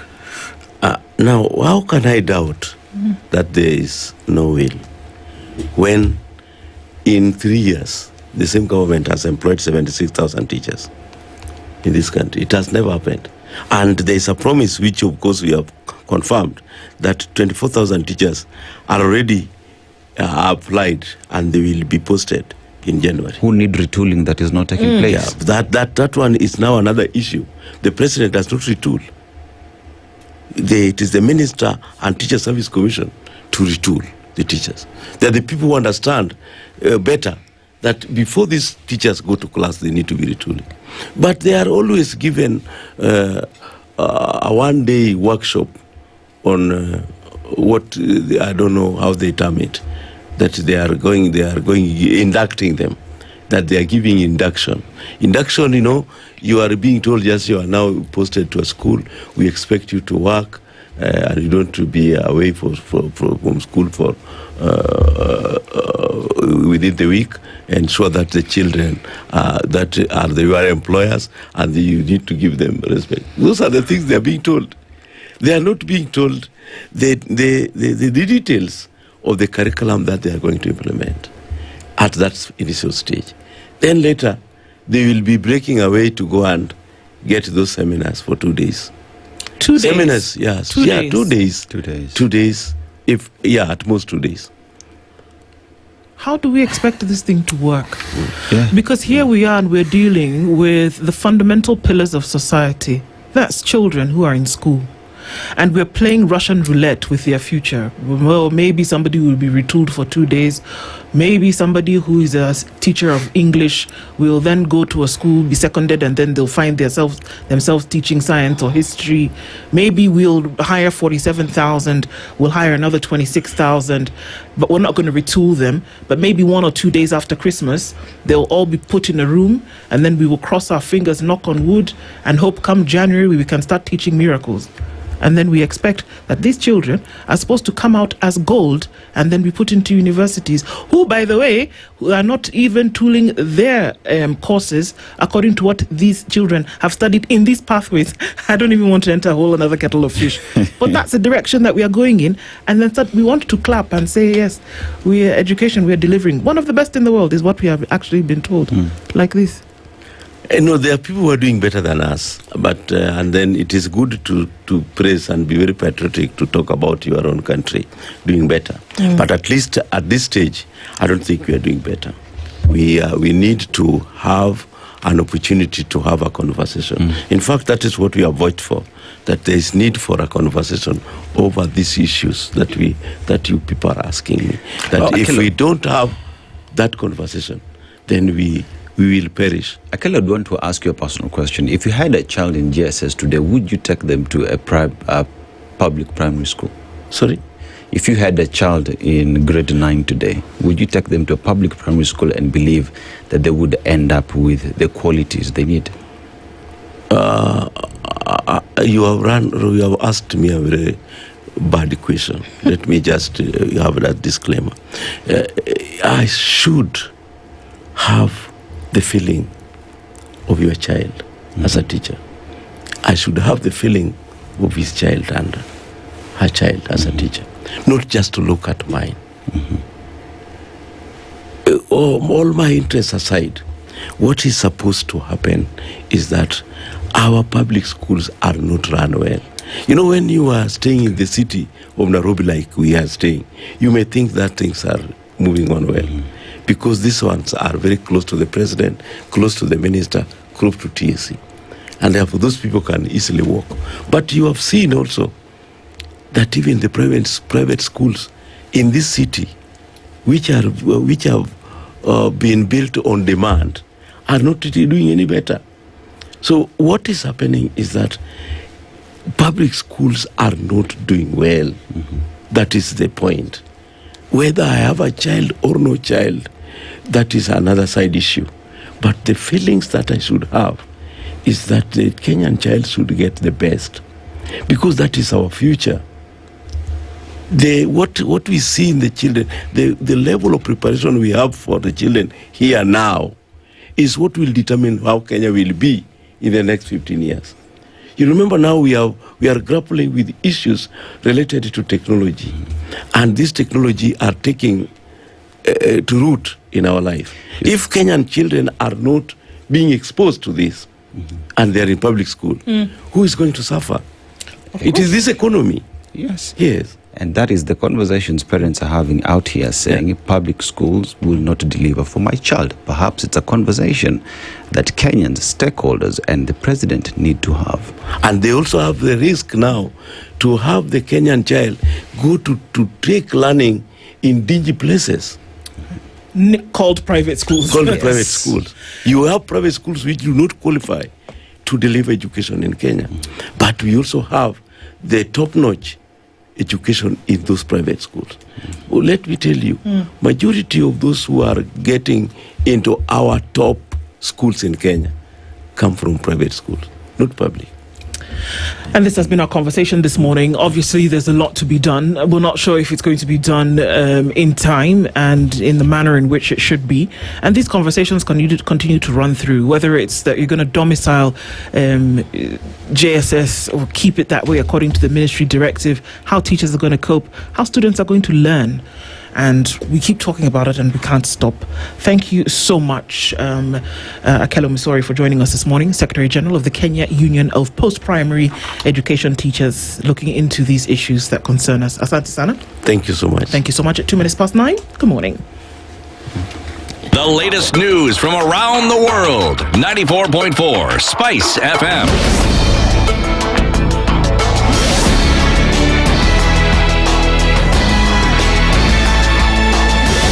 Good morning. This is the News Wire. I'm Lea Ubaga. More than 15 million children aged 13 to 15 worldwide now use e-cigarettes, with adolescents 9 times more likely than adults to vape.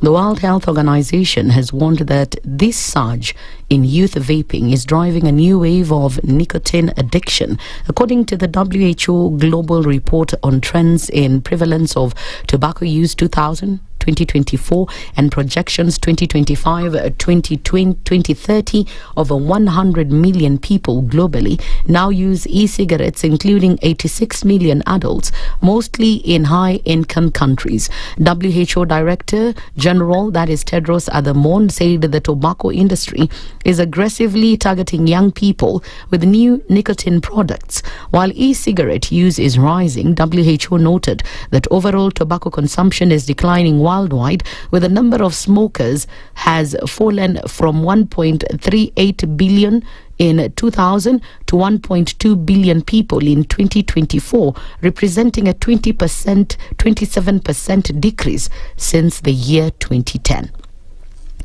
Students studying for a doctorate at Moi University in Eldoret have accused the government of failing to take action to end the ongoing lecturer strike in the country. Speaking to journalists, the students complained that the strike has affected academic activities and especially their end-of-year exam, which was supposed to officially start yesterday, fearing that they may have to stay in the university even longer to complete their studies. We have completed our coursework. Actually, we were supposed to do our end-of-year exam today on the 6th of October 2025. But because of the ongoing lecturer strike, we are not able to do these exams. We have taken loans. All of us have been due. Tunashangaa mbona hawajali kwa sababu watoto hawako katika vyuo vya public. Na wangekuwa hapa wangekuwa wameshughulikia hili jambo. Waache kuzurura na choppers na expensive cars, wakae chini wajue vile hii mgomo itasuluhishwa wiki hii. Maana punda hata hajachoka, punda sasa amekufa, amechoka kuchoka sasa hana cha kufanya. The students have also complained about the long time it has taken them to complete their studies, given the frequent strikes. Mobisa Unislev is one of the students who claim to have been at the university for about 10 years now. And as Moi University students, we are very tired of the strikes that have been happening. Each and every year there's a strike that is happening in Moi for 2 to 3 months or even 4 months. So we've stayed in school for a decade. Because I joined school when I was 17 and I'm turning 26 in this school. It's so tiring seeing the same environment and not moving forward with our lives as students. Our patients are suffering out there. We should be trained as doctors and move forward with our training, go for our postgraduate and help the country in the healthcare sector. It should be noted that university lecturers have vowed not to return to work until their demands are met. They also claim they've also been on strike for 4 weeks now. Now, in the international scene, a man on trial opened fire in a courtroom in the Albanian capital of Tirana on Monday, killing the judge and injuring 2 others. Police said appeals court judge Astrid Kalaja was presiding over the man's case when the man opened fire, adding that the shooter was promptly arrested. The judge was rushed to the hospital but succumbed to his injuries on the way. The other party to the trial, a father and son, were also shot and taken to the hospital but were stable. According to local press reports, the case was over a property dispute and the man fired at the judge because he knew he was going to lose. That's the News Wire. I'm Lea Ubaga, and remember to continue enjoying the EPL matches across our radio stations, Berur, Radio Maisha, and right here on Spice FM.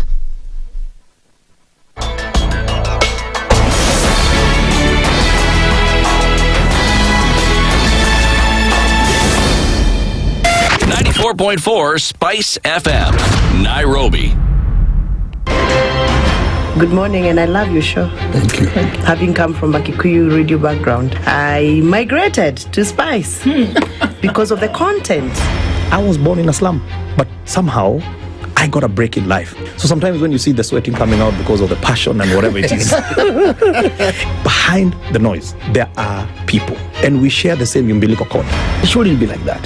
I am so disappointed. We used to tell Honorable Raila Amolo Odinga that he's doing politics of conmanship. And even President Uhuru Kenyatta, serikali hii ndio iko na conmanship ya hali ya juu. You cannot promise people that you reduce tax, then you double.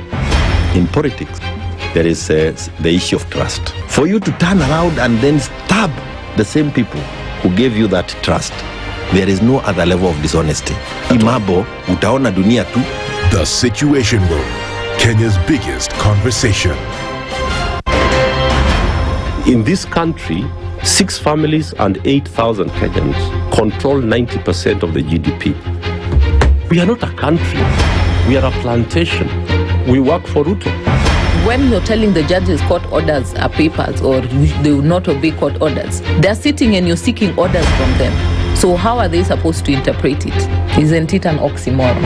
When you see a judiciary that seems to be under some control somewhere, you start questioning. We have very powerful governors, but they don't use their offices to serve the people. If you are not shameful to do what you are doing, why should we protect you? I'm human. Everybody's human. So when you're told, kuja tuongee, I mean, you'd be a fool to say, stagi kuongea. Conversations have to be had, you know? People in leadership should only go into leadership if they are ready and willing to change the lot of the people. The Situation Room, Kenya's biggest conversation. The following takes place from 6 a.m. to 10 a.m. every weekday on Spice FM. You have land, Dennis. Yeah. Okay, your own land. You use your own money to build it, and then you sell it to yourself. But we don't want foreign troops on Kenyan soil. But surely it goes a little bit deeper. If you find the tree is withering, then you call the person who is managing that tree. Mature, intelligent talk every morning. Spice up yourself. Mornings done right. 94.4 Spice FM, Nairobi. Good morning. I follow instructions, Mr. Okari. I can do just say the next one that you want and we go. We keep it moving. And here we are this morning at 9 minutes after 9 o'clock. Kenya's biggest conversation continues this morning. And as we do, this is in series. It's called Episode, right? This is episode 2. And Odhiambo Otieno, who is a communication strategist, also in the know about a number of things, is opening up our minds to the realities of the day and joins us for a conversation. Odhiambo, good morning. Good morning. How are you doing? I'm good. Karibu sana. Thank good you. to see you again. Good to see you too. Last time that you're here, we started what will probably be a series of information that we like to then be able to get into. Some of the things we see, we hear, we're not quite sure of how they operate or how things run. And so we started off last time and we had a conversation around what actually goes on with the trade of gold in the country. And it led us into a conversation around how money is clean or laundered per se. And that is the thrust of the conversation that we take today. And we'll get into that in just a minute. Dennis Aseto is going to welcome you with today's proverb. He'll tell you where it's from. And we'd lovely to hear your interpretation. So the proverb comes from Togo. So it is a country that lies between Ghana to the west, Benin to the east, and Burkina Faso to the north, with the Atlantic Ocean to the south. Now, it's a narrow strip of land, about 600 kilometers long and only 50 to 100 kilometers wide. Now, they have two major rivers. The one is called Mono River, and the other one seems like it was named after a man from Nyanza, OT River. It has an OT river, yeah? But let's go to the proverb. A single bracelet does not jingle. How would you interpret that? A single bracelet does not jingle. A single bracelet does not jingle. Bracelet like this one. Yeah, so my interpretation would be an individual cannot operate alone, and maybe in the context of the conversation, no one particular entity operates on its own. There must be some level of uniformity or some level of correspondence for there to be action, or as popularly said, that it takes two to tango. Yeah, absolutely. Okay, it takes two to tango. Takes more than one bangle to jangle. All right, so we're looking into the flows of funds, right? And we alluded to something in that nature when we talked about gold, and then we got into the conversation around how this actually works. Money laundering is something that many folk are sitting behind bars because of, or it's actually the thing that runs ecosystems. I don't want to say economies, but we can take it as it is. More colloquially known as wash in Kenya. In different jurisdictions has its own different local name. But let's go into that into a little, because it's said to fund quite a number of activities, and we don't want to operate in conjecture, but get a little information of, okay, so what exactly happens here? So let's start with basic definitions, Odhiambo. When we talk about money laundering, it's people wondering, okay, so now you're washing money. What does that mean? Cleaning money, is it not money? We use it, we go. No. When we're talking about laundering money, what exactly are we saying? So when we talk about laundering money, we are referring to, first of all, money is based on a value. Money itself is a value, and it's further based on a further value, which is what we call the moral value system of the society. And that is where we now have clean money and dirty money.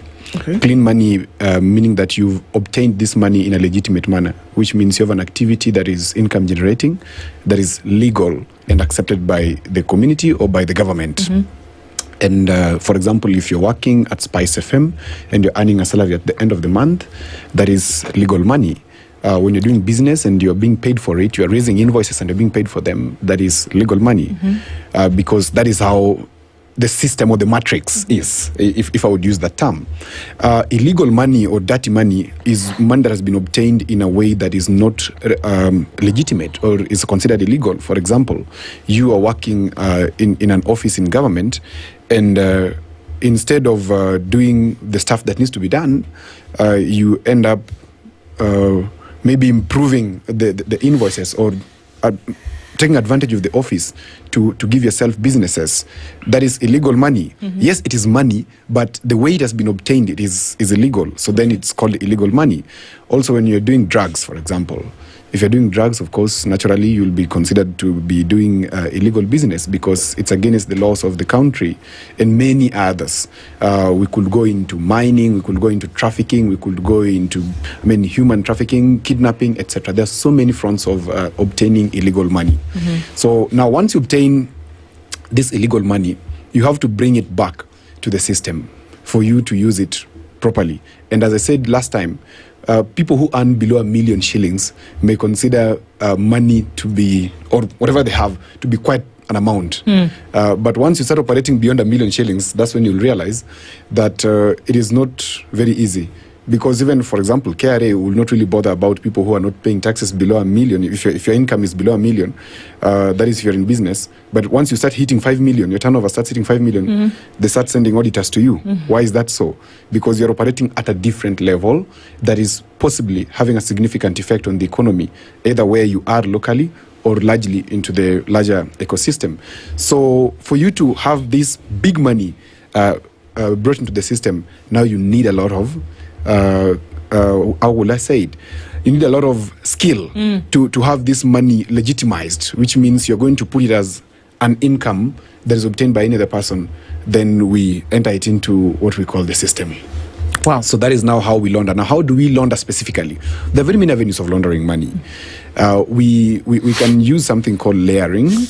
We can use integration, but first of all, let me talk about layering, is where you have this illegal money and you want it to enter the system. So you put it through mobile money, or you put it through salons, you put it through car business, car hire, or the public transport you see around.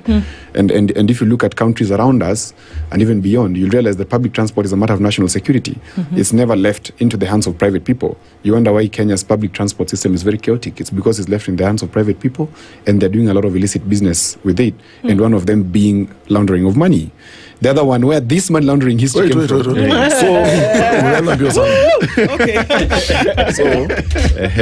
I'm very keen with this layering, and I want us to look at examples because you've pointed out some very interesting examples. So you're saying it's in salons. Yeah. You can spread through salons, through barber shops or spas. You can then go into casinos and then public transport. Yeah. So hii culture ya manganya, there's nganya imetokelezea, malights na pararira. Custom plates. English. So nganya is matatu. Oh, thanks very much. Pete fried. What did you say, Papa? What? Pararira. Okay. Okay, I don't know that. I've never heard of that. So people, how does it happen? We back up a bit. So you've got this illicit money. Yeah. Okay. You want to wash it, clean it, so that it gets into the system. Right. So I go to purchase nganya. Right. I'm using liquid money. Right. Hapa kuna check, it's cash. So I ask, how much is this nganya? It's what? 11 million. So I pay 11 million in cash. Which is already a fault. You should not pay it in cash. That is one of the things that I'll talk about in terms of enforcement, because we need to have particular monies paid through traceable means. Because, for example, if you do tendering, I do tendering a lot. For example, if I go to county governments or national government, I cannot give them anything above 30,000 that I don't go through the tendering process. You have to go through the tendering process. Anything below 30,000 can be bought by petty cash. But anything above 30 is so little, but it has to be traced. So we should also have that in the system where anything above 500,000 shillings should be through traceable means. No, but this is an individual who wants to clean the money, so it's willing buyer, willing seller. So that's what I'm saying. There's that permissibility. Is that a term? Let's make it up. Let's make it up. Let's go with it. Yep. The financial market is very permissible to the extent that it can allow you to come with 11 million shillings cash and buy the nganya. There are some people, of course, they're looking for money at the end of the day. So let's say I'm a dealer or I'm a broker. I'll tell you, Dennis, give me your 11 million. By tomorrow, you come and take the car. So once you give me the 11 million, by evening, I shall have cleaned it and entered it into the system. How do I do it? I simply smurf it. Okay? No. God, before you forget about smurf, Niko na 11 million. Yes. Let's go with the 11 million example. So it's Anganya, because we know this, and I know stories where people buy apartments in cash. In cash, From these Chinese developers, Indian developers. People go buy in cash. Actually, several units. Right. So you have 15 million. Right. So you're taking this 15 million in cash to this developer. Yes. Then they give you the title deed, keys, whatever. So the money has moved from me, who's trying to claim this money, to the developer. This developer has to take this money to a bank account, correct? Yes. So in that process, nishaosha hiyo pesa. So on this level, you're just purchasing the special purpose vehicle. Okay. You are not washing yet. Not yet. Not yet. Okay. Hapa una acquire the tool that you're going to use to wash the money, because 15 million is too little money for these guys. Okay. These guys are talking about 300, 200, 500 million and above. So 15 million is change. Okay. Pocket change. It's pocket change. So buying a special purpose vehicle like buying apartments or buying a car is nothing. That's small money. So once you buy the car, so now make a gari kwa barabara. So you want now the car to do its function, which is now clean the money. So averagely today, public transport, 37-seat nganya, would be making up to 20,000-30,000 per day. Okay. 20,000-30,000 averagely. This is an estimation. And then because you have the money, so let's say you have 20 million. Let me use a very minimum amount, 20 million that you want to clean. So you calculate. Instead of submitting the 30,000 per day, you submit 100,000 per day from Yanganya.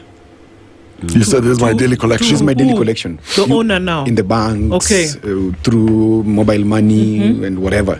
So you make this money go into the system. Your legitimate amount of money is 30,000. 30,000. So from Okay. from this 15 million, whatever, 300 million, whatever, you've bought this special service vehicle, which is the apartment, matatu, whatever. Yes. If it was an apartment, in a month, let's say you're getting from this apartment, what are they going for nowadays? 150K? All right. So you say, I got a great client, Diambo, and he's ready to pay 300 per month. So I'm taking 300 per month, but the going rate for the rent in this place is 120. Or even 70. Or 70. But I'm putting 300 and I'm saying this is coming as rent. But where the money is actually coming from is this big batch of 300 million, but we're just putting it in bits. That delays, in fact, into the bank. You're talking about very small scale. Oh, wow. You're talking about rent. Rent is small scale. Okay. These guys are talking about buying apartments and opening real estate firms where they buy these apartments en masse and sell. Now, where the money is in the selling. That's why you and me today cannot afford an apartment in Kileleshwa or in Lavington. Okay? Of course, maybe you have. I'm not saying you don't have. Yeah? No, don't worry. We'll talk about it. Sorry, excuse me. Yeah, so these guys have already bought apartments. They've even bought land in Ngong town, big pieces of land, and they want to start selling those lands. So the income that they'll be getting from sale of these apartments or land is what now is going to the bank. Remember, they're not selling to gain money. Because they already have the money. They already have the money. They only want the money to get into the system. Okay. So they have a special purpose vehicle, which is a real estate company. Okay? So this real estate company sells houses. Or plots. And the money comes in. Dennis comes to me and buys an apartment. He thinks he's legitimate. He comes with this 27 million, gives me, and he buys the apartment. But I don't really need his money. So I need, maybe Aseto is having some 200 million that came to him illegally and needs to clean it. So he brings it to me. And I give him 7 apartments. Okay? If I give him 7 apartments at, let's say, 2020, but he's overpaid. So then I enter this whole money to the system and pay him back. So how do I pay him back? So Dennis Aseto is a communication strategist, or is an events organizer, or is running a hotel somewhere. So I pay him for services, okay? The company I'm paying him is a company that is not existing. It's only a name and a bank account. That's what it's called, shell company. Okay. So I send that money to him. He has his money. He can proceed to do whatever he wants with it. So that's called now integration. But is he one of you? Of course, he's one of us. Oh, wow. Okay. Yeah. Yes, that's how it works. Very easy, very simple. And the same works to restaurants. They also layer the money through restaurants. But and clubs. What is the average lifetime for a club in Nairobi? I don't go to clubs. I have no idea. Most, you don't go. At most 3 years. 3 years. That is the average. Yes. Yes. Okay. Even the ones that are opening now, very many of them, give it 3 years. Then you will see them close or just exit the scene. Why? Why? What are they doing? They have completed their special purpose vehicles. Because you go into a club today, you see the level of investment that they've put inside there. Yes. You're wondering, when will these guys make this money back? And every other weekend, they're bringing in very special artists, big artists who are doing very big jobs, wonderful things. And within 3 years... And they're not charging entry fee? No, they're not charging entry fee. You just come and take alcohol and then go home. That's fine. Clubs don't charge entry fees for events in any case. So these clubs and lounges are used to wash that money? Clean, and I'm not afraid to say it. Most of them, if not all of them.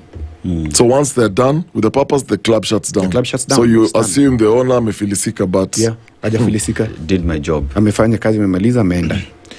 How does it work with car yards? This one is one I'm really interested in, because I have seen every day. I'm telling you, every week.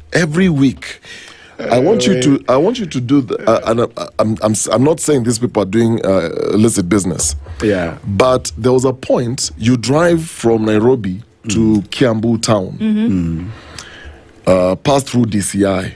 The moment you just pass DCI like this, start going all the way to the Ndegwa, all the way to Kiambu town, count how many people are selling cars on either side of the road.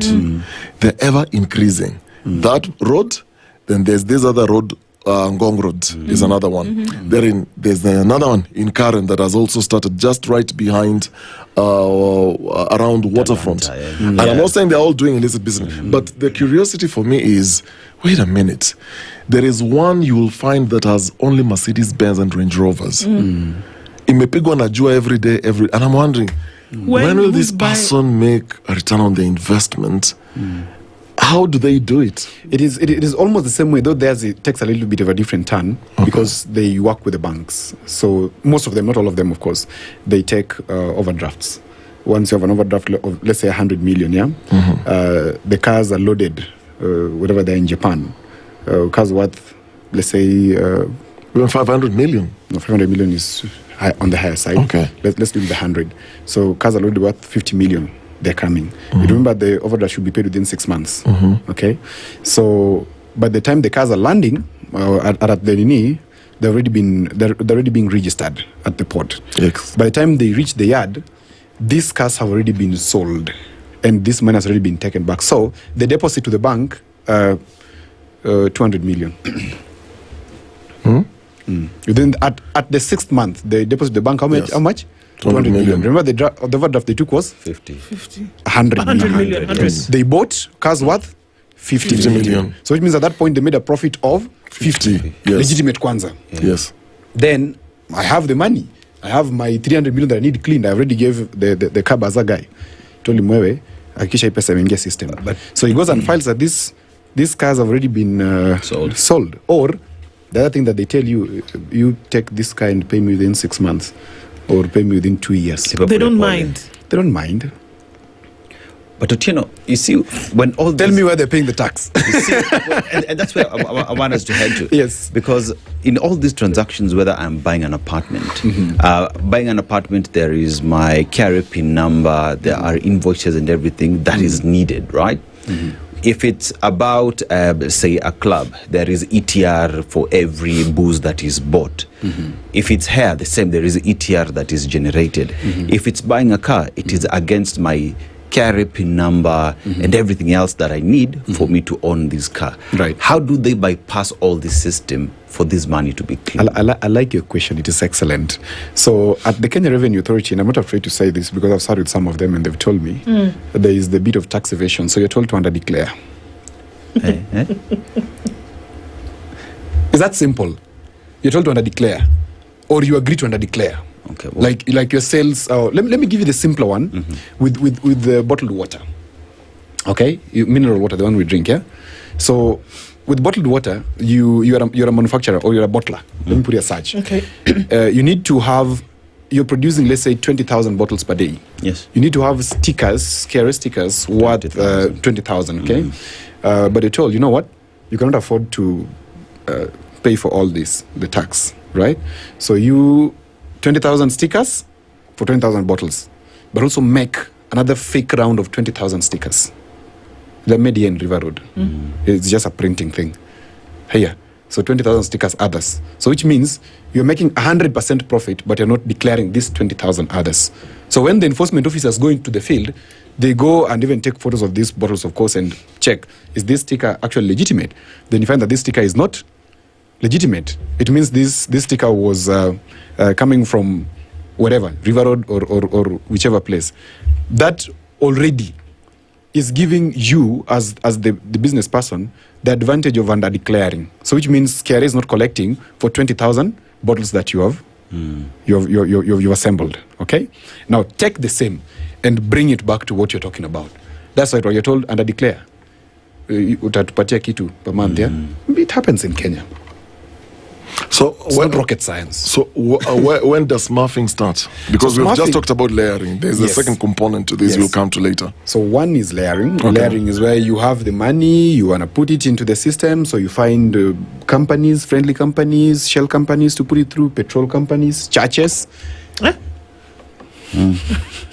Look at Okay, this one for churches. This one for churches I've heard, although churches are the biggest front.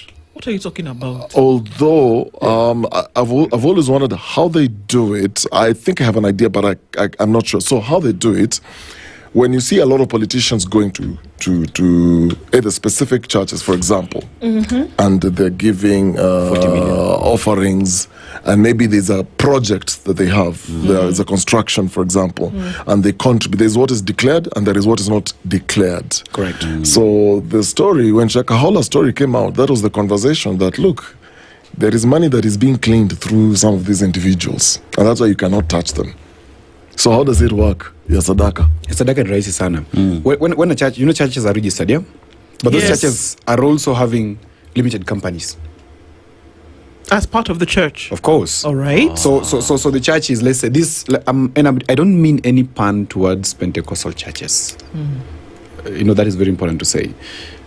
Most of these evangelical churches, these Mabati ones, which are within 100 meters squared area. Light of the World Testimonies International. Exactly, Okay. Jesus' feet or whatever. Mhm. There are so many. They come as registered, of course, but they also have a limited company by the side. So the money is collected on Sunday as tithes, but it goes to the limited company. It's banked into the limited company's account, not the church account. Because there's no church board. It is you and your wife who are running the church. So it goes to the limited company account. And what do? Nobody's going to ask you because churches don't pay taxes. You're aware, right? Yeah. Yeah, they should pay taxes. They don't pay taxes. And this tithe, ideally, if you look at the big churches, the Anglican, Catholic, etc., you'll find them always having some level of this money being stored in some particular way. It can come back to help the community. They start mission hospitals, they start schools. They even at times help in sponsorship of students, scholarships, etc. But these evangelical churches, they don't sponsor nobody. So once they have these limited outlets or limited companies, I have again. Let me use you as my guinea pig I'm today. your phone today. So you have the 200 million that came from the drugs or that came from government tender, and let me use government tender because that is the most juicy one and local. And most relevant. So a government tender, you stole 200 million and you want it to enter the system. So you have a church, a pastor, mama and a baba, and you ensure that every Saturday or every Sunday when they collect tithes, they declare 10 million, 20. Okay, because the many churches, not going to be one. Yeah. You're going to have what you're talking about, Ndu. What did you call it? Jesus Fit Ministries? So Light of the World. Light of the World Ministry International. Yes. So it has 10 branches in Kenya. No, 10 they call them branches campuses. Campuses, yeah? Yes. It has 10 campuses in Uganda, another 50 in Tanzania. And they have the headquarters somewhere in Nairobi. By Monday, these all churches need to bring their tithes up here. Their returns. Yeah, the returns. And it's banked. Nobody Okari goes to check where did you get this money from. It's a tithe, for God's sake. It's 10%. I call it the 10% and Jesus economy. Yeah. So once it's there, you'll never know. So me as a politician, I only need my pastor to be appointed at a position somewhere, and so I have him. And he will always give me money as I want, and he can send this money wherever I want it to go. Churches are one of the So biggest liars. So as a politician, well, not all. So for the churches that do this kind of business, so I come in as a politician, I want to wash my money through the church without anybody knowing. So you're talking to the pastor, and then unatoa sadaka yako, because it's not declared really. So if it is, let's say, 50 million, so this 50 million doesn't go to the church's account. It goes to the limited company account. Yes. So then how do I get it back? How is it clean? Then I get it back. It's already coming from the church to the limited company account. Okay? No, from me to the church. From you to the church. You take it in cash. Yes. Yeah, in cash. Basically. Yes. Because you've carried it in sacks or something. Yes. I mean, you guys were alive when Josephine Kabura, somewhere, some hairdresser, carried 50 million shillings in a sack. Yes. Yeah. That's the same way it happens. You carry money in a sack or in gunny bags and take it to the pastor. You take it through a rambes, you take it through special offering, But then how do you get it back? Yes, that's what I'm explaining. Yeah. Okay, let me talk a little bit slower. I'm talking very fast. So before you dumb it down. So before you even come with this 200 million, I need a good story. So my friends contributed to me. That's why I have 200 million. So this 200 million, my offering, donation to the church, goes to the limited account. So how do I get it back? Good. So how do you get it back? So you get it back through these shell companies again. The biggest outlet of money, or the biggest enabler of money laundering, is these shell companies, because that's the easiest way to get it out. You will have to be paid significantly and systematically till you get your money out. So let's say it was how much? It was 30 million that you give as a donation, like you've seen some of them give 30 million Harambe fees or something. Then I want this money back in a way. Of course, I'm not going to ask you to bring it back in cash. I already had it in cash. So I want you to send it to my company. And these people have companies. Not small companies, very big companies. Some of them are insurance companies. Some of them are these matatu companies we're talking about. Some of them are schools. Some of them are hospitals, cleaning companies. Cleaning companies, the ones that do the mopping. Yeah. And I know even here you have one, yeah? Yeah, those ones. They receive money because they're used to receiving bulk monies. So this money is wired back. You can take a case that has been concluded, for example, in court. I think we're allowed to talk about that. Where now we're talking about Governor Obado and his monies, and him giving some monies back to the states through In something a called plea bargain, which is the most silly thing this government is doing and the ODPP is doing. There should not be plea bargains because that is civil way of resolving issues that does not lead to deterrence. Because what we need to for money laundering to stop or to reduce significantly is deterrence. So, for example, the case of Governor Obado, he has taken so much money. This guy is accepting that I have money, and actually I have it in assets A, B, C, D, and E. Yep. Then ODPP says that, oh, you know what? We can talk. So long as you give it back. So long as you will give not it bring back. charges against Then he only again under declares, because I can tell you, in your sober mind, you cannot give your property and say, this is what I have. This is what I have. It's not easy. You are most probably giving under declaring the property you have. So how much is this guy remaining with? He's given so far property worth 435 million. How much is he remaining with? You are Kenyans, you can calculate. So there's a big enforcement gap in this thing. There's this thing called Financial Action Task Force, which is the worldwide body that engages in rating countries. It has 40 points that it uses to rate countries in terms of compliance to anti-money laundering and counter-terrorism financing processes. And it listed Kenya previously, I think this is 2022, into the grey list. This I said last time. Now, once we were listed into the grey list, there were recommendations which we needed to get out of. And for us to get out of these recommendations, there are some things that we needed to do. And you find that one of the things that lead us to this grey list, or led us to this grey list, is the office of the ODPP. And Okari, I want you to listen to this one very carefully. We have a system, the criminal justice system, that is operating in silos, where everybody is powerful. And power, in its rawest definition, is capacity to influence a course of one's life. Through influence, of course. So I can either be seductive about it, I can either be compulsive about it, I can compel you to do something, or I can use ultimate force, which is violence, to force something to happen. So you find that, for example, EACC is very powerful in investigations, but has no teeth, cannot bite, because they don't have prosecutorial powers. They don't have even prosecutorial powers. Then we have DCI, which is ever elusive. You don't know what's going on there. It looks like a showbiz center, that thing at Kiambu, where they take people and take photos of them, and they secure no convictions. The other one is now the biggest weak link in this process, which again I said is the ODPP. Then of course you have the judges, the judiciary, etc.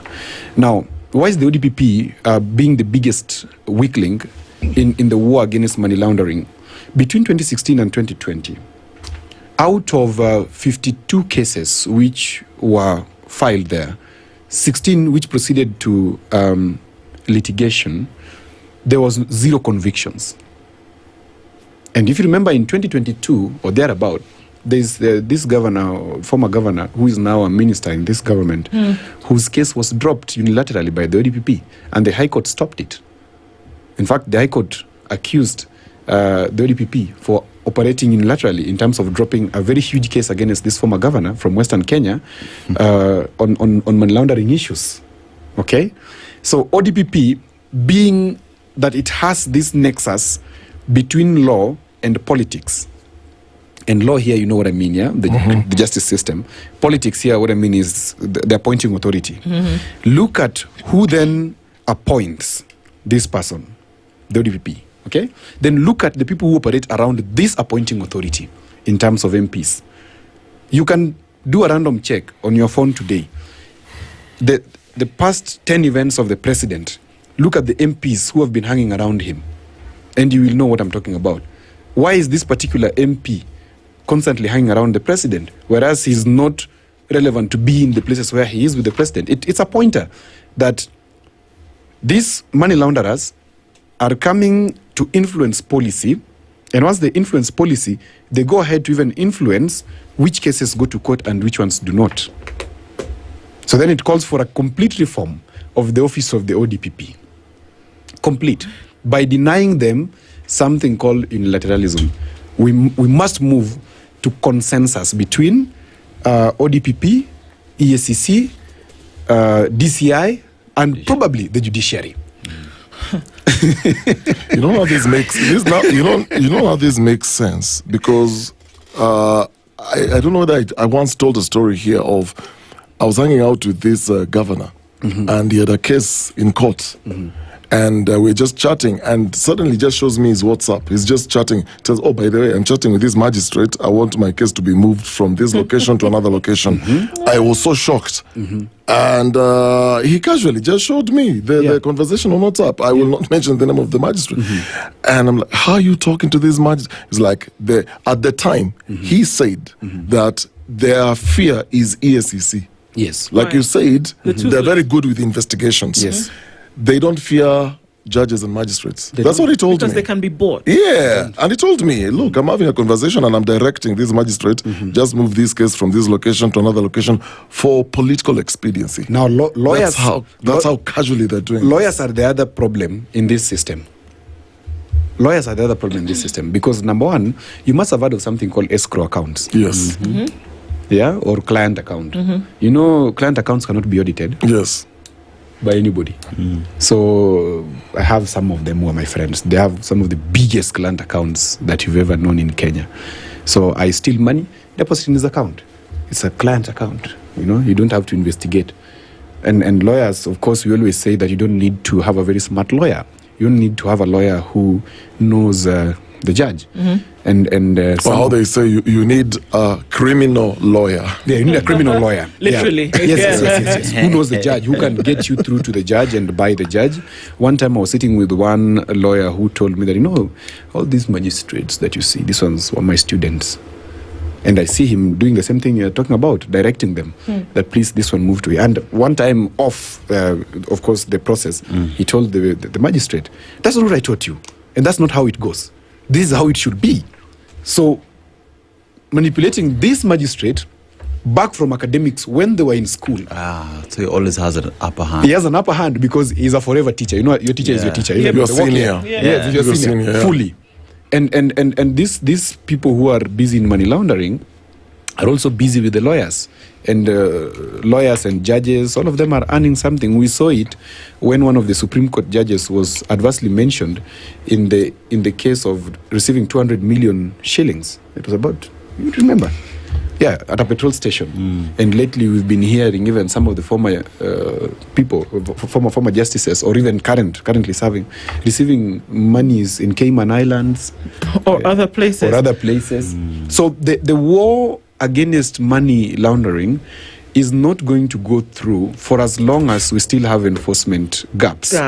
And as I say, the biggest enforcement gap we have is this question of unilateralism by the ODPP, and maybe we need to move into something called consensus paralysis, where we disable the ODPP from unilaterally withdrawing cases from the court. If it has to be withdrawn, then let us set a guideline.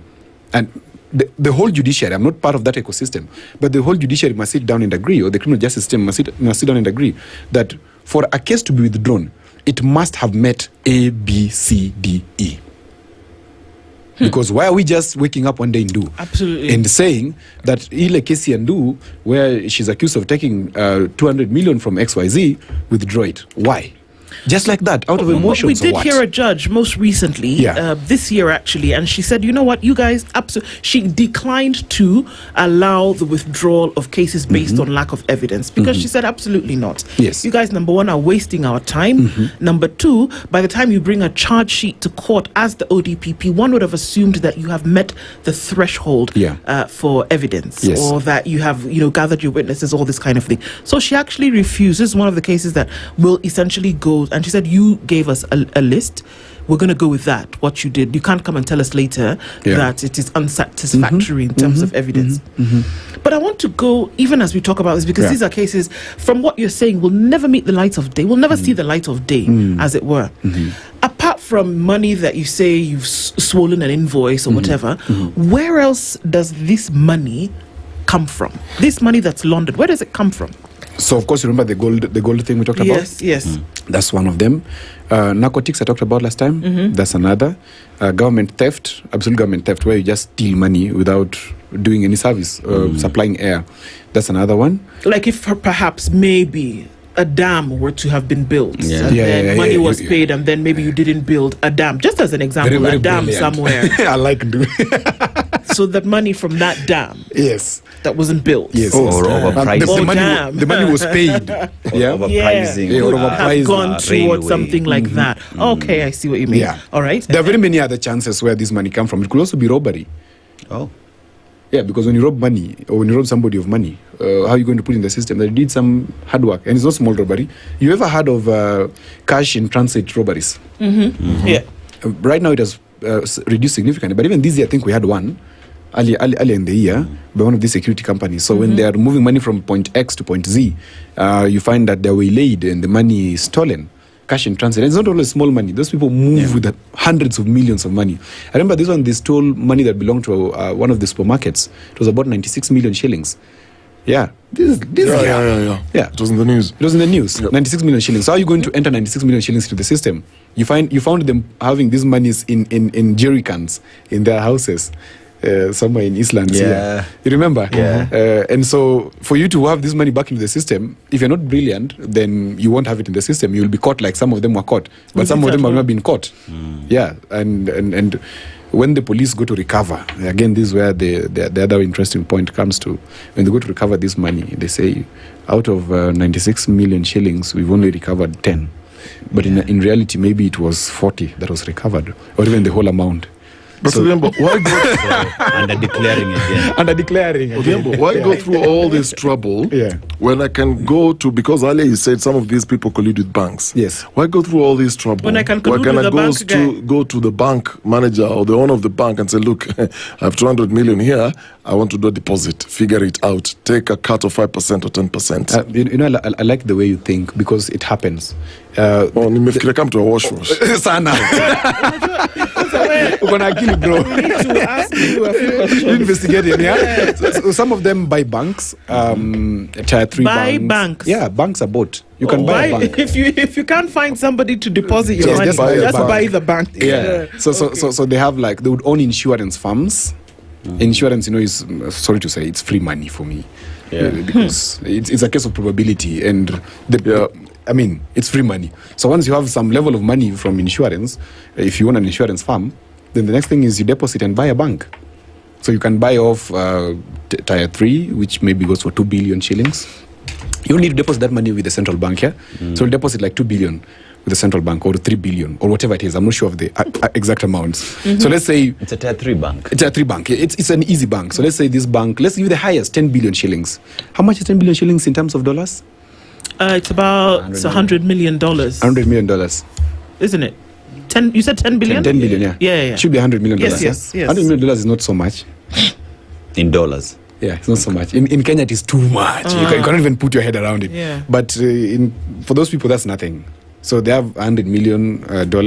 They come and deposit with the central bank, and they want to open a bank. And the bank is open. These things have happened. I'm not talking about novelty. They've happened in this country. I know. Yeah. And once the bank is opened, the directors, again, take very huge loans against them within the bank. And then the bank collapses all of a sudden. And you see, after the bank operating for about 4 or 5 years or 6 years, and you see what happens here is that they gave Okari a loan, or they gave so many people loans, and for them to give you a loan, you give security, yeah? Yes. You give security, a car, title deed, those stuff. That's what the bank trades on, those securities. That when you default, they sell it, they get the money, okay? So these security deposits are so many that they're way above the value of the bank, okay? So these guys either decide to move to auction and move out, or they take a very big loan against the bank and withdraw immediately. There's a bank that collapsed in 1986. I'll not mention it. It collapsed in 1986 because one of the depositors, or one of the directors, which was a government entity, withdrew 600 million. In one day, the bank closed. There's nothing left. Nothing left because banks operate on on deposit. Yeah. So there are also officers in the bank who help in money laundering. So, for example, you're given a government bribe. This is another very interesting point. So these Chinese, and I'm not afraid to call them out, these Chinese companies you give them a contract. You are the head, you're the PS of XYZ. You give them a contract that goes for those big monies we're talking about. And you know those contracts are not always 100 million. They're in the billions. And of course 10%, yeah? So let's do 10% of 5 billion. How much are we talking about? 500 million. 500 million. 500 million, yes. Of course, they will give you that money in dollars in cash. Come on. And it comes in, it flies in a private jet. Okay. Yeah, it flies in a private jet and lands somewhere here. Okay. Literally. It could be 3 private jets or just one. It lands. So you have this money. Where do you take this money? You have to put it in the system because, of course, you're not a street person. You're a corporate person with a tie like mine. You're always seated in office which are air conditioned. And you're not going to be lugging around 3 helicopters full of cash. Of course, and you don't want to be lacking in the streets. People can shoot you because you're not a streetwise person. So you go the corporate burglary way or the corporate thuggery way, which is now getting one of the people in the banks and telling them I have 500 billion shillings. I need to enter the system in the next 3 months or in the next 3 years. Pole too. Every other day it is cleared as deposit for XYZ. And but I even know a sitting MP who cleared 10 billion shillings for it was a government bribe. It was given to one of the very big guys. He's a sitting MP. Yeah. I'll not just mention names, but we know them. A sitting MP. Yeah. And So and ahead of some... If they can do that locally, for those who do offshore... Now you can imagine. Switzerland, so you have a Swiss bank Because account.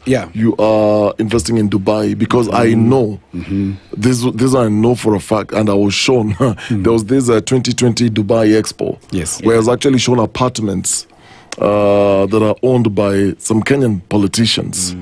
You ever heard that Dubai is the capital of all thugs in the world? All gold scammers. And all gold scammers. All of them are in Dubai because it is too easy to buy real estate there. It's too easy. Nobody asks you where you got the money. Just bring it. Yeah. This is an investment capital. It's an investment capital. It's a trade capital. Yeah. You just bring your money and invest with us. You buy whatever you want to buy. So when they're taking this money to like a Swiss bank account and these offshore accounts, they have laws. You can't take that kind of money to their banks without being questioned. So do they also collude with those banks? So like Swiss, for example, in the previous years, was very open to money being brought in without beneficial owner declaration. It's also a problem in Kenya today because FATF, when rating us as into the grey list, realized that 50% of our corporate entities, we cannot see who is behind them unless we lift the veil through a court order. Okay? So people like Swiss that are talking about, Cyprus, etc., they used to have this opportunity where you'll just bring money, it is safe with us, because they're looking for deposit, of course, and they're looking for forex exchange. So once this money comes in, they're able to get dollars. And some of those countries you're talking about are having some of the best lifestyles today. Yes. And per capita income is running to 700,000 per year, per person. If you look at it in that context, you realize that even Swiss recently, they had to comply with the international money laundering laws. And now it's not as easy as before to just take money there and leave it there. That's why they're now looking for other avenues. Because initially you have money, you've stolen money. Just fly to Switzerland. It will be okay there. But now they have to, because the laws are tightening, they have to look for more vulnerable countries where they can put this money through, or countries which are desperate and put this money through. Like I can tell you, for example, if you remember the Golden Bag scandal, in 1997, was it? No, between 1992 and 1997, we had the export compensation program, where the government, being desperate for dollars because they could not be able to now import oil, etc., they wanted this dollar so much, and they said for exporters, anytime you bring dollars into the country, we will subsidize for you between 10 to 20% of the export value. And this fellow called Kamlesh Patni got away with 158 billion shillings, which at that time was worth 10% of the GDP, which if you extrapolate to today is worth 1.6 to 1.8 trillion shillings. Oh my God. Okay? So once they find such avenues, Dennis, they will be able to exploit them. and ensure that they bring their illicit money into Kenya. Like, for example, that fellow took 158 billion, which did not come from outside. He never exported anything, but he was given 158 billion Kenya shillings full. So he goes, so how does he deal with this money? He tracks this money and transfers it elsewhere. Like now the islands are talking about Dubai or whatever. And of course, Kamlesh Patni's headquarters today is in Dubai. Yeah, he's based there now. He's based there. And all the money laundering people, the wash guys we're talking about, their father is Kamlesh Patni. I'm not afraid to say that. Even an Al Jazeera documentary the other day revealed that. You must have watched it. Yeah. So this thing is too concocted and too deep. For us to fight it and have deterrence, we may have to take a mud corner or a mud corridor to help us sort this issue. So this is the thing, this is the thing that we're talking about now, because people have now suddenly things are starting to click, that you see sold out apartment buildings, but nobody's living in them. But when you go there and you ask, is there space? No, hakuna, it's all taken. Malls where all the rooms are taken up, but there are no businesses operating through them, but they tell you that they've been taken. Or they're businesses, but they're not clients. You don't see traffic. Or you see coming soon, and coming soon has been there for 12 months. Or you walk into an establishment, like a salon, for example, and maybe they've seen 2 clients that day, but they're open every day. These are some of the things that we are seeing. That's it. Anywhere you see real estate thriving, any country you see real estate thriving, just know there's mad corruption going on in there. Because for you to invest in real estate, you need to have something called disposable income. And disposable income simply means money you don't need for your day-to-day activities. So you put it somewhere. That's why... And it's not you who's looking for pesa ya maziwa na mboga. These are big boys and girls. You who's looking ya pesa maziwa na mboga wewe kakando. Here we're talking about big guys. So wherever real estate is really thriving, just know it is difficult, because today the real estate value in Kenya has been distorted, that people who can afford it, or people who should be affording it, like Dennis here, could be thinking 7 times before he buys, and calculating, even if I take a mortgage, it will cost me 97 million to pay off a house that, if I go cash, is 27 million. And you don't want to go that way, because definitely you're going to die and leave this debt to your children. Nobody wants that. Are these people also in the betting companies? Of course, it's very huge there. I didn't just want to go there, but it is very huge there. Because where do they get the money? Because we say, okay, and do they actually pay it out? The winnings?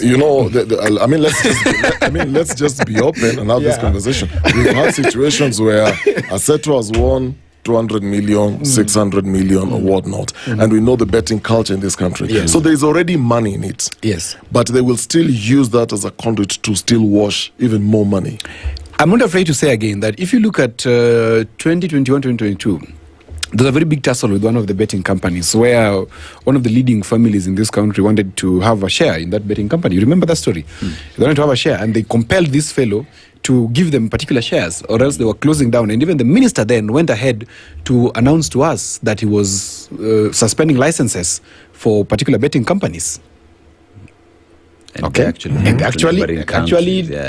it. They actually did it. And this fellow had to struggle, and he then chose to go to parliament. He's now seated there, one of the directors of that betting company. This was episode 2. Episode 3 is loading, and we'll let you know what that is. If anything, for us to be aware of actually what's actually going on. And so you're getting into a business for you to, you want to have your antenna up in terms of what may be the real situation. Right. Thank you for doing episode 2 with us. We'll tell you what episode 3 is. Of course, Odhiambo Tieno, Asante Sana. And your knowledge of this is so much so that folks are saying, do you have protection as you're living here? Because maybe you know too much. Of course, they can never get me. All right. Thank you for being part of Kenya's biggest conversation. This is the Situation Room. This is where we talk about things that you may not necessarily, you may want to know more information about, but you're not necessarily delving into it. We'll do it, and we'll do it here every day. Asante Sana. For everybody who put this together, thank you so much. We'll talk again tomorrow, God willing. Have a wonderful rest of the day. It's 10 a.m. The latest news from around the world.